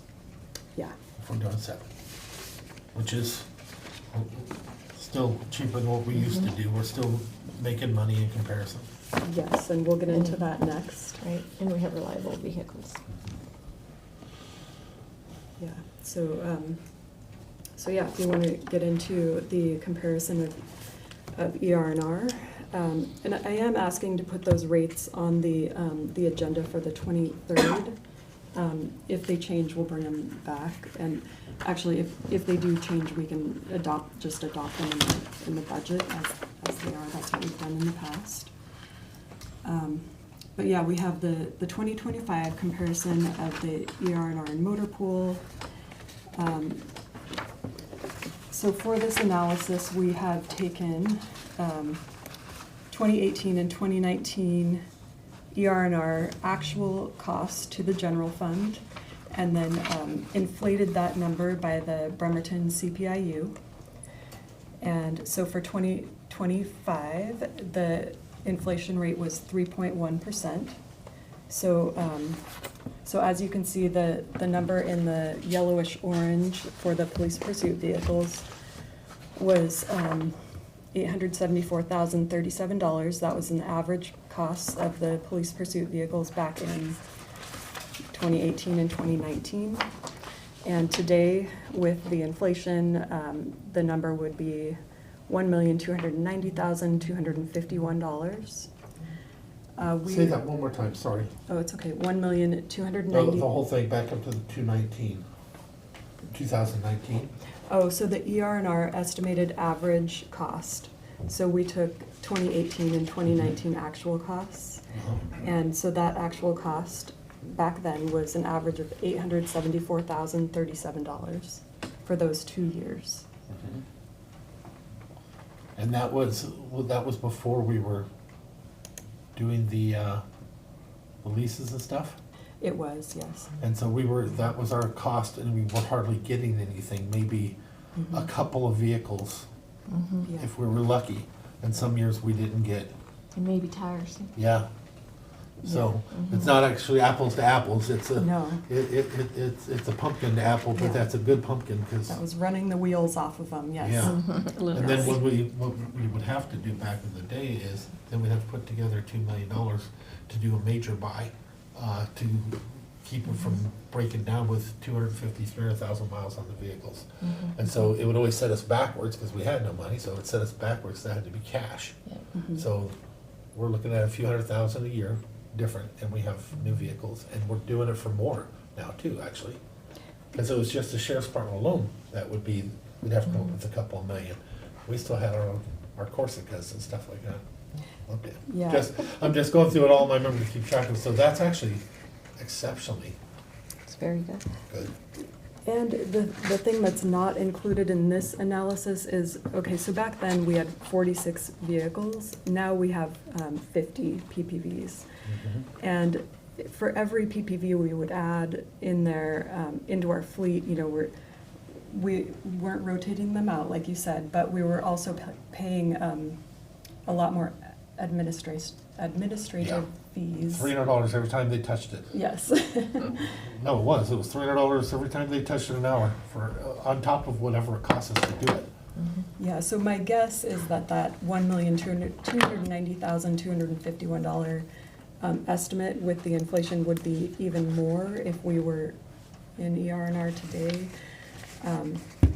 Just a flashback to the commissioner. Remember them telling us that we're better off just leaving it, and we're trying to get the numbers and explain to us and we how couldn't get the $300. numbers. And they had arguments for us, and they were mad at us. But they were- Because they we were were, it cost the bad county a arguments. fortune, and I was like, The numbers didn't add up. Yeah. That was an adventure. Yeah. Yeah, so I have updated this cost analysis each year through 2025 with the actuals that we have expended in the enterprise, or the motor pool program, mainly enterprise fleet management. And you can see under the fleet budget column, you can see the amount that we have paid each year. And then we've projected 2026 through 2029, and I used our rates that we are projecting to pay as the amounts, or the basis for that. And so you can see in the net cash based on ER&R 2018 and 2019 actual average, that last column, the amount that we have saved each year. And for the police pursuit vehicles, we have saved approximately 1.3 million since 2020, so 2020 through 2025. Is that taken into account also the money we get back when we do a turnover? Is that taken into account revenue? Yes, so I put a note on here that the equity is rolled into the new vehicle lease beginning in 2025. Yeah, so let's just start. Yes, so that's proven to be a really good You don't deal have a dollar for amount us. in front I of you, do you? don't know. That's okay, I didn't expect that you would, but. The last Rangers we just turned in off the white peak brought us $20,000 a piece. Yeah. Oh, wow. And we paid, 30 whatever, so yeah, good turnout. So that adds up. Do 7 of At those. least on the white peak, the pursuit vehicles are a little tougher because we have to downfit them, and Yeah. And then it's a upfit. mess to downfit them, and we get them back. So Well, no, we're trying to do that in-house. Sure, now. sure with this, if we can do it in-house, that'd be great for the downfit. So for the Not police, eligible for oh, read, sorry. is it? No. Good try, Randy. So the Make them live in the cars, I guess. only if you bolt it down. Make him a permanent fixture. So on the white fleet, we have saved a total of about $770,000 in actual costs from 2020 through 2025, and we're projected to save $822,000 total between 2020 and 2029 on the white fleet. That's where we had thought the majority of our savings would come from, but when we first put this program together, but we're pleasantly surprised that the police pursuit vehicles have shown to be quite the savings as well. And there's, you can't quantify it with a dollar amount, but the quality of life benefit is huge. Yeah. Yeah, the relief knowing that you're gonna be able to drive your vehicle back. Yeah, the cost that is not shown in this analysis is the amount of time that Kelly, me, the sheriff's office, that we all spend, and Kathy,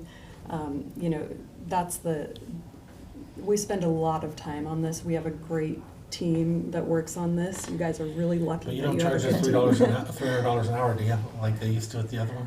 No, we don't. No. And other duties as assigned. And then the last sheet on this analysis has the fleet where we're at today, where we were at on May 1st, 2025, and then where we're at June 1st, 2026. And what we haven't talked about in here is there is a car for the coroner. Kelly recommended a transfer of number 271 from the sheriff's office to the coroner. She was driving her personal vehicle to calls, and So they came to us, and the sheriff just got rid of his pickup, which was in good shape. Yeah. So if you see it around there, you can go see what the guys can do. I mean, they downfitted that, took the lights, took the sirens, took everything off, and re-upfitted it for her to use. And it's a good fit for her. And now she can have not use her personal vehicle to go on calls and to come back and forth to work, because she's on call 24 hours a day. Yes, she is. And we'll be coming before you, probably next one, to get that on-call vehicle. so she can take one home. If she is taxed, I still need to determine if she's right. a taxable employee. Right. So I'll determine that, and if so, we'll bring that forward. Okay. But with that, we were at 119 vehicles last year, and now we're at 120. So just wanted to make sure that that was. When you're saying taxable, you mean exempt, she makes enough to be exempt and be in that, what thing are we missing? It's not her income of the Yeah, of the vehicle, but at a certain point, we can have them as So because a non-benefit. she may be like qualify as a non-taxable, like all of the commissioned deputies, Yes. they qualify as non-taxable, so they don't have to pay tax on their take-home Emergency vehicles. first responders. Yes. Yes. I have to pay tax on my truck going back and Yes. forth every month. Yeah, so does the road crew, and then the utilities, they don't qualify for the full exemption, but she may, so that's what I need to look into to see. So it's part of the emergency Yeah. responders. You'd not be a first responder, but. That wasn't funny. That was funny. We really have to go. But it's true. So, That's just dark humor. That was pretty dark. But we're all laughing like hell over here, so. so anyway, we'll get back Sorry. to you on that. No, it's all good. The last thing that I have for you is the 2027 preliminary budget guidelines and then the budget adoption calendar.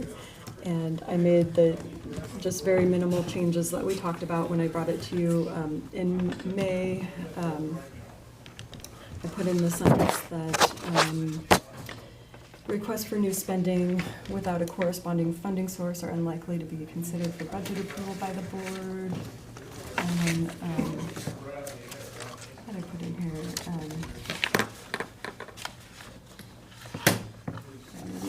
But there was just a couple little minor changes. I updated some of the resolutions to make them current.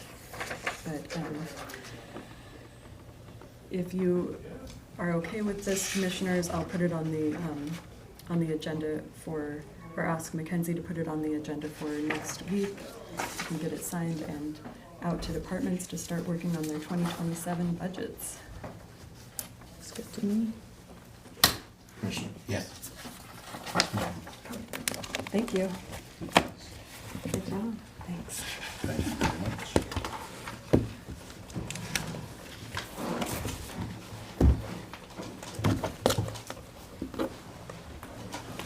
It'd be nice if my calendar was so empty. So I'm gonna say as long as I can, but may have to leave soon because the reunification day is today. I'm supposed to be there for that. What time is that? 11. Travis, do you have anything else? Yes, I will try to make mine quick. So the Economic Development Council, their board has approved the SEDS list for next year. It is included in the packet. Just wanted permission to move that forward to regular meeting for adoption. Sounds good. Yep. Yeah, I have no issue. Okay. Just, if you don't mind, make sure each year though that they are not taking things off. They don't have that. They can just tell us it doesn't fit the criteria. It's pretty big. Yeah. Okay. The next item, again, circling back to the .09 request, Commissioner Nedlund had pointed out that there was a missing one from the Port of Allen. Did manage to find that one buried in the paperwork somewhere. This was a request from the Port of Allen for $32,000 for the funding of the Sweetwater Creek project.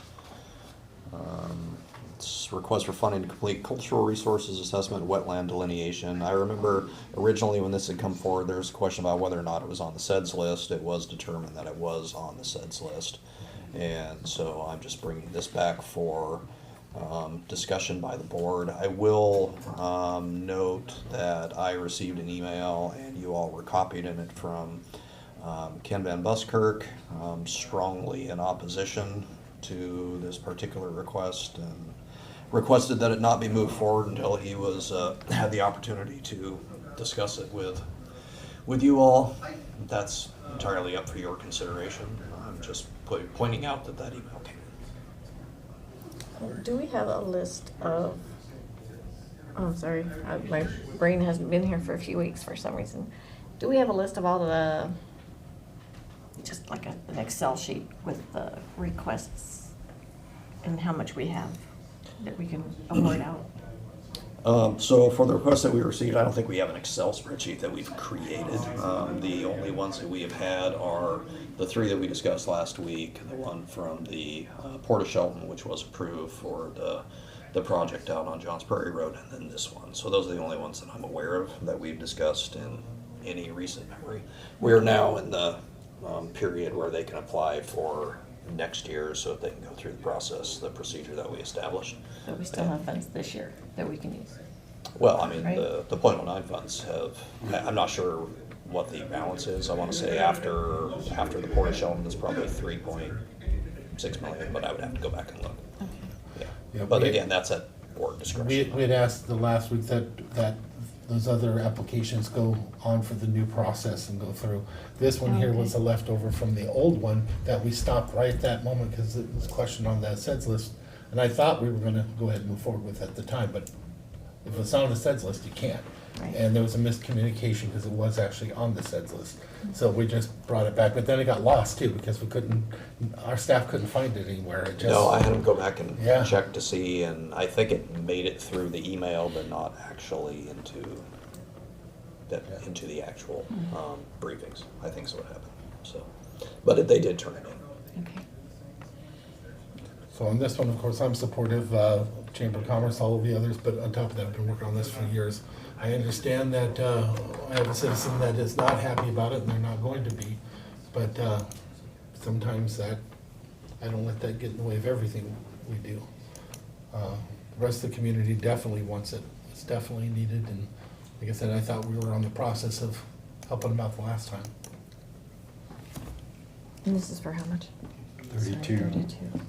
32,000 something, what's that, 32,500 maybe? Yeah.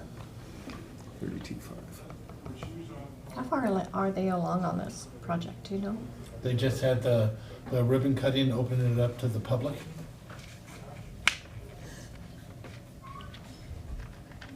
I could be wrong, but I'm pretty sure that they were told that they had to because of the grants that they had in the past and stuff that probably hadn't happened, but it was a really nice event, and right now it's trails and stuff as they're going through the other process.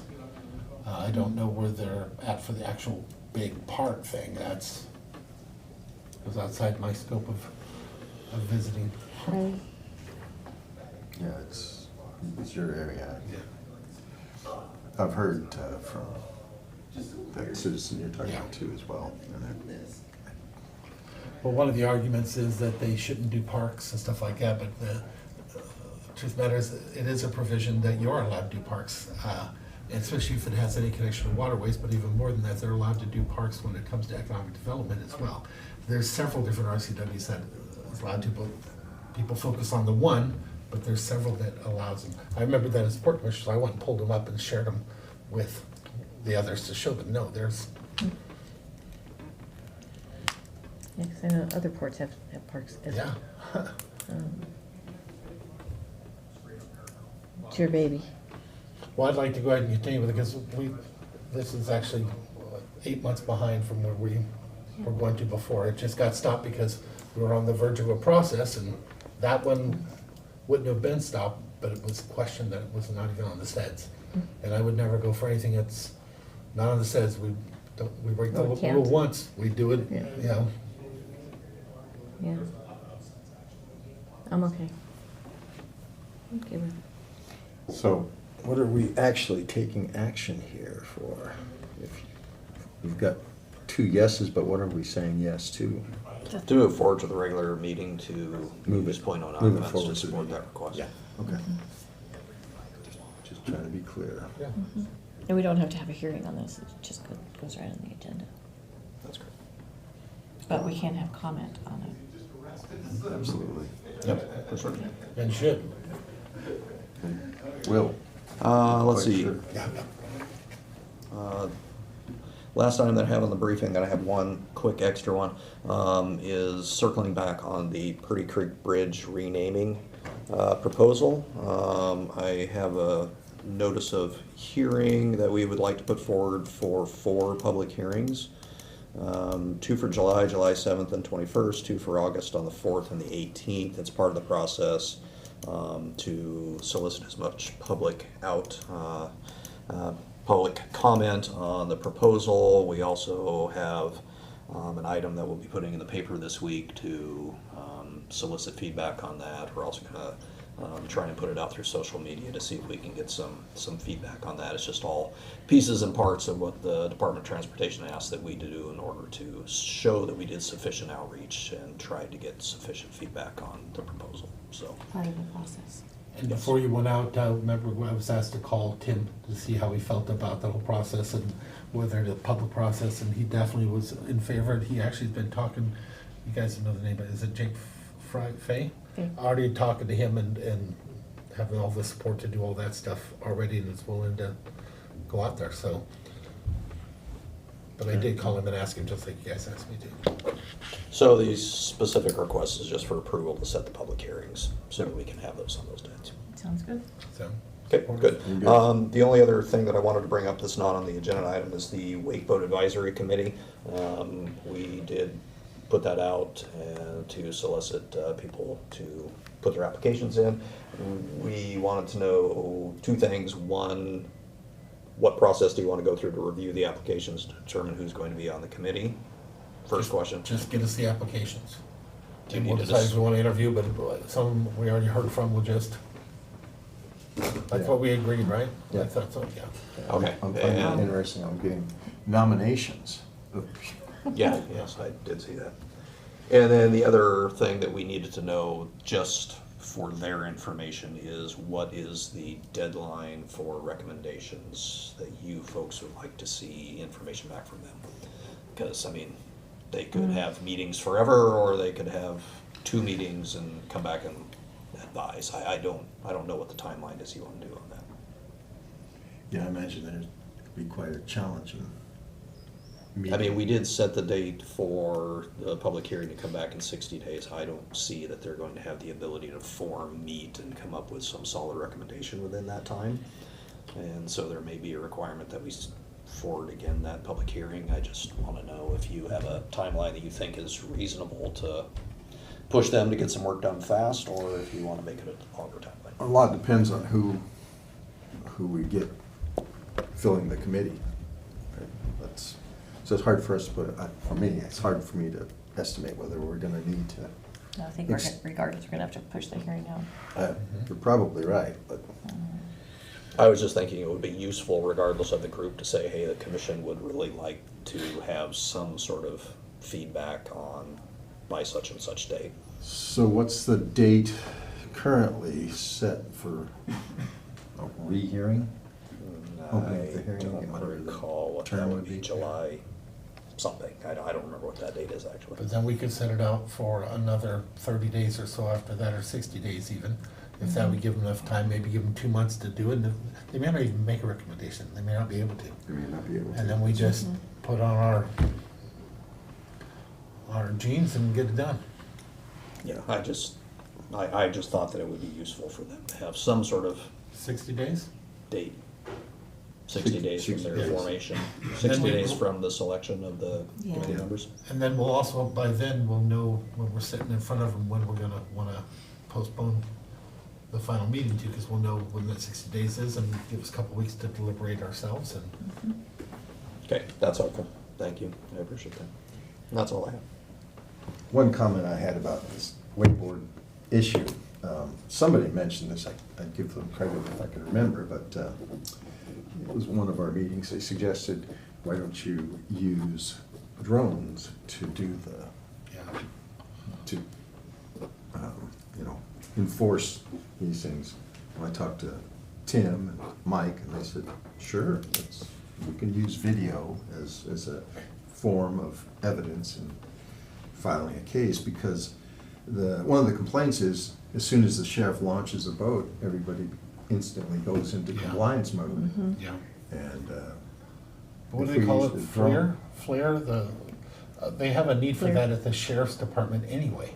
And the citizens are putting something together for rescue, but we should be looking at getting some for our own staff. If we can get a grant for it, I'd be Yeah. 100% That would be great, but that's. I don't think it's that expensive. I think it was like 20 grand or something for the whole. But they're supposed to put together a proposal to show us, so I'm just guessing.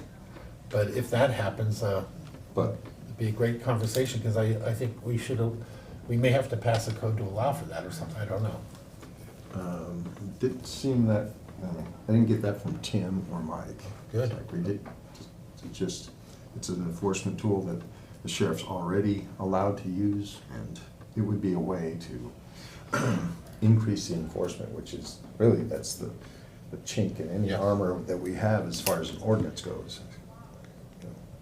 But just to clarify, they were referring to the sheriff's office operating the drone to get Yes. that Yes. message, not average citizen. No, Okay. this is it's a drone, sheriff operating. Because otherwise, then any video that was taken and Yeah, submitted would they already be think that. usable, and that's. I just want to clarify for people listening, that doesn't mean that Thank you. any video will work. The sheriff's office would have to operate. Yeah, the sheriff already has drone operator as a, Yes. you know. And I will circle back with them on that request for the drone as well, or whatever it was that they Yeah, requested. it's just kind of in conjunction with this. As Yes, for sure. a way that we could possibly I'll put that on the list. enforce it. All right. Commissioner discussion. I have an item, but Well, the Timberland Regional Library, I would like to, I know we received some new applicants, but I think we should put it back out there again, just to get applicants and choose someone, because we need someone on there. I am trying to hammer out the details where the chairs get together from the 5 counties again. Currently, it looks like it'll be the 22nd, but I don't have it, haven't got everybody signed in. It's herding cats, so hopefully we'll have enough on the 22nd. But would you guys support going through the applicants or asking for more applicants and getting somebody on the board? I would, but I think we owe it to Dean to find, get, If Dean's definitely interested, then I would say yes, but I haven't heard anything I haven't from him, gotten an so. answer from him either, so Let's ask him, let's get the answer, because when I bumped into him, it was a 6 of one, half a dozen the other answer too. So, but I wasn't pushing him, he was just telling me what was going on, and okay, I think sometimes you have to ask the question. And with that. I have. Oh, I just haven't got an answer. It's okay. Well, I never did, so I'll leave it to you to ask him one last time, and then if, so let's move forward and. Yeah, so it'd be next, what? The 15th, so it'd be next Tuesday. And Monday? No. Next week. Next week. That's close Yeah. enough. Again, we're still waiting on at least one commissioner to respond to this poll of, what time can we get together. But most likely it'll happen. Commissioners, they can be testy. Yeah. They're busy schedules. I get it. So the other thing I wanted to bring up was our reserve policy. You made a comment last week that it was the auditor's opinion and my opinion. I don't believe that this is an opinion kind of thing, so it's our policy. Yeah. And for me, it's not the policy. And if we do, I like to keep it between us right now and not attack anybody or anything else. So, No. okay, I didn't say one, I was just saying, the policy itself, when we dropped below it, in my opinion, then we were out of compliance, but then the next month we're not. So I'm not saying that we are out of compliance today, that's not what I'm saying, but I do want to work on getting to the point to where we are running in the positive and not spending more than we're taking in. That's. I have no doubt. And so for that's where I am for the whole thing. I definitely don't want to, we have enough issues that we deal with together here. The last thing we want to do is turn on each other, because we need to be the ones that fix it. So I'm trying to stay in that mode also, so we can fix it this year. Well, And be as that's patient as exactly possibly what I can. want to do. We need to be absolutely clear what our policy is and what we're saying. So, under this policy, general operating reserves will be budgeted in the range 15 to 25%, or range of 15 to 25% of the prior calendar year's actual expenditures, excluding beginning and ending fund balances. That's what our policy says. So, But we also have reserves as well that are sure, part of it. right. Okay. This is the reserve So policy. 7.5 million Right. also. Right, yep. So my question is, this is what I put up last week, it's the same. So I don't have it on the screen, I guess I could share it, but if anybody's interested, it's the same one I did exactly last Monday. So 7.5 million is at 15%. 12.5 million would be 25%.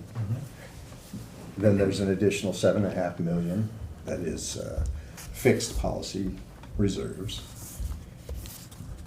You add those up, we are supposed to be within 15 and 20 million. When we get below 20, we're still in compliance because it hasn't fallen below 15 million. That's the rub. So is what I've stated here, with simple math, am I correct? And if not, where am I incorrect? So in how I view it, and everybody has their different ways on how they're viewing it, but how I view it, we also have our negative on what we've budgeted. And that's still part of the overall budget, no matter how we look at it. So when we budgeted to the negative of how much we're bringing in, that has to be on part of it, on top of it too. Because we're looking at the overall budget. So when we start dropping below those numbers, that's when I got concerned and get concerned. I don't want to be below those numbers. So I think I explained it where I'm at. And that's, So let me try and really sharpen this up. okay. Is my interpretation of our policy that our reserves are supposed to be, these numbers are not exactly right. I know. That we should be between 15 and 20 million. Now, we can go over that, obviously. Yeah, but I think we also need to take into account whatever we're budgeting into the negative also. Sure. So with that, that's gonna put us right there. That's, Well, that's but fine. on this part here, I definitely, I'm not gonna argue that's what those numbers are. But the thing that also has come up is what Lisa had, and I think Lisa's was using, and I don't know this yet, I'm still trying to figure that part out. Lisa's old thing that came forward, that our treasurer was trying to explain to us, but couldn't, and that's why we decided it was her thing. If she doesn't understand it, take it off. That's what we said. So with that being said, that did show to the negative, but I think that includes the other numbers. But I also think that's also based on last year's, which is different than this year's wording. Sure. On how we set it up. Right. So it may never have been adjusted for this year, and the new way we were doing it. And the taking away of the other reserve, the 400,000, stuff like that. Well, But I don't know, that was Lisa's. that last column, which I stated clearly in the Finance Committee meeting in April, was inaccurate, incorrect, wrong. You even agreed at that time. No, I. No, you did. No, I didn't agree that it was wrong. I agreed that she didn't know how to explain it. If she doesn't know how to explain it, I still haven't gone and watched the video. But I do know at the time, I didn't understand what she was saying. And I couldn't say it was, oh, shit. I broke it. I couldn't say that she You was can't wrong, click but it. at the time, my argument was for her, because it was hers and she was presented it. If she doesn't know, just take it out. Because I don't know what Lisa put together. So all the past doesn't really come into play with the question I'm asking. Is this our reserve policy, as I stated? I believe that this is our reserve policies, minimums and maximums. Right, we're supposed to be within that range. So, because we're talking about this as, Yeah. we do the budget, Yes. we control the reserve policy, I wanna make sure that I have it clear, because if I don't, then I don't need to be making this argument, No, so. and then, but again, for us to keep track and be accurate about how we're doing it, I think we always have to keep track of how much we're actually going to expend. That's our outside job. that. That's our Yes. job. So with that, for that moment, that's the thing I've always argued for myself, and I've said it before, at that moment, we drop below. But then. Sure, we were, at that one moment, Yeah. we were 19 million, Yes. and we're supposed to be 20, but we are not out of compliance. No. That's my argument. Well, and the one thing that would have been out of compliance was, once we hit that, we should start figuring it out and working, because that was part of the policy too, that once we get there. For the Yeah. following year, we need to, No, I take it for this year. That, Take that, well, the way that I see it is, we've got what we need to do is have some budget workshops, so that we can, so that we're all on the same page.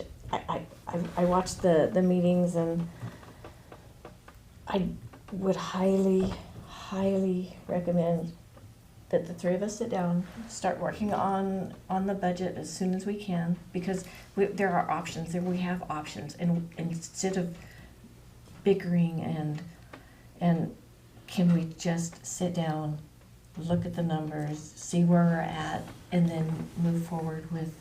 I completely agree with the budget workshop. Yeah, absolutely.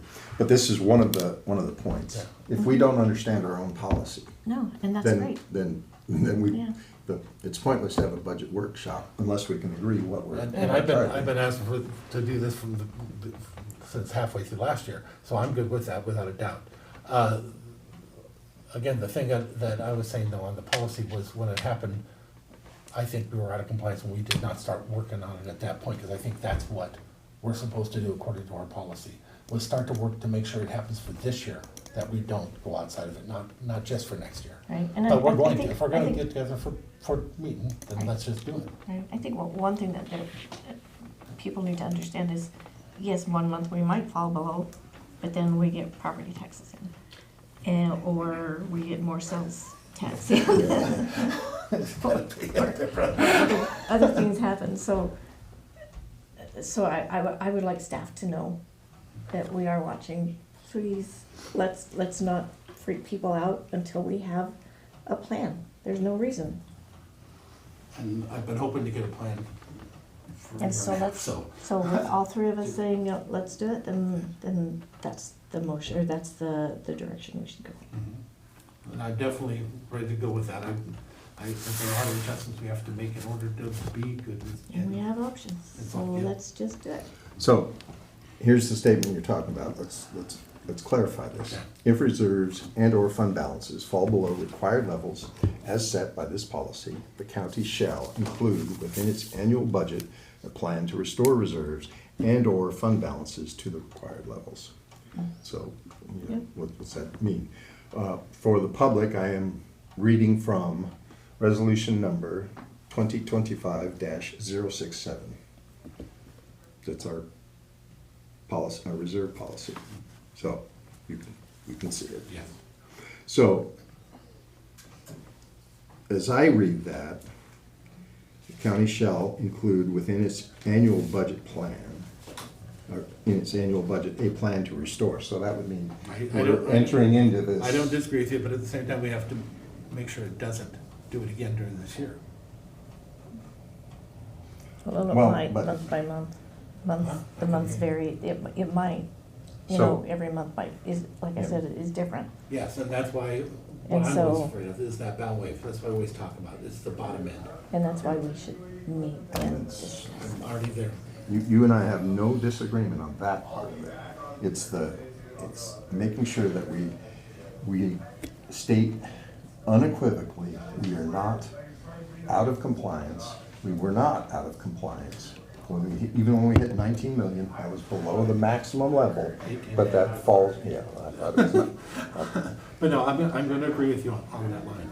Yeah, so that once we fall into that zone, we should start getting a little bit nervous, but we're still not out of compliance. We do need to address those things, because when it's going down, and it is, we're spending too much relative to how much is coming in.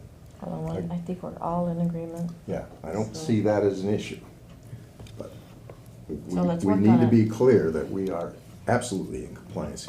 Even if we hit 18, or literally, we could hit 15, we'd be in compliance. we'd all have a serious pucker factor at that Well, level. one of the things we will find out in 2 years when the auditor goes through it, how they interpret it. That's how it always works. The state auditor. Yeah. Yes.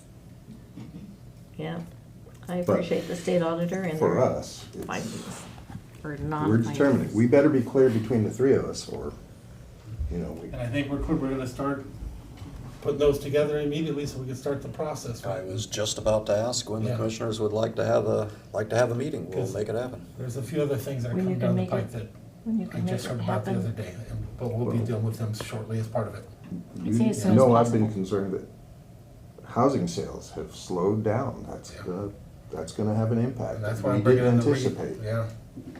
So I know that you've got a time limit, so I why know. don't we just say as soon as possible? As soon as possible. Okay, I will talk with Mackenzie and we will figure out the time that will be as soon as possible. I would suggest 2 weeks from today would be appropriate. Yep. After our, Getting a head nod from Mackenzie, after our so briefing. the boss has spoken. On Monday? Yep. Does that work for you? Okay? Okay. I think that's Maybe my I'll have So more if we energy. do that, can we set it up at like a 2 o'clock one? Because this way they're moving my chemo back to here on Mondays. So if we could set it up for a lunch break and then for our regular meeting, then a 2 o'clock one to come back and do the. Would it be easier after a regular meeting on Tuesday? I'm fine with the other. That's how we normally have always done it. Is So like on a briefing day? yeah, on a If briefing you- day, we just or take a the- lunch or- break and Or a then. Wednesday, Yeah. it's still Monday.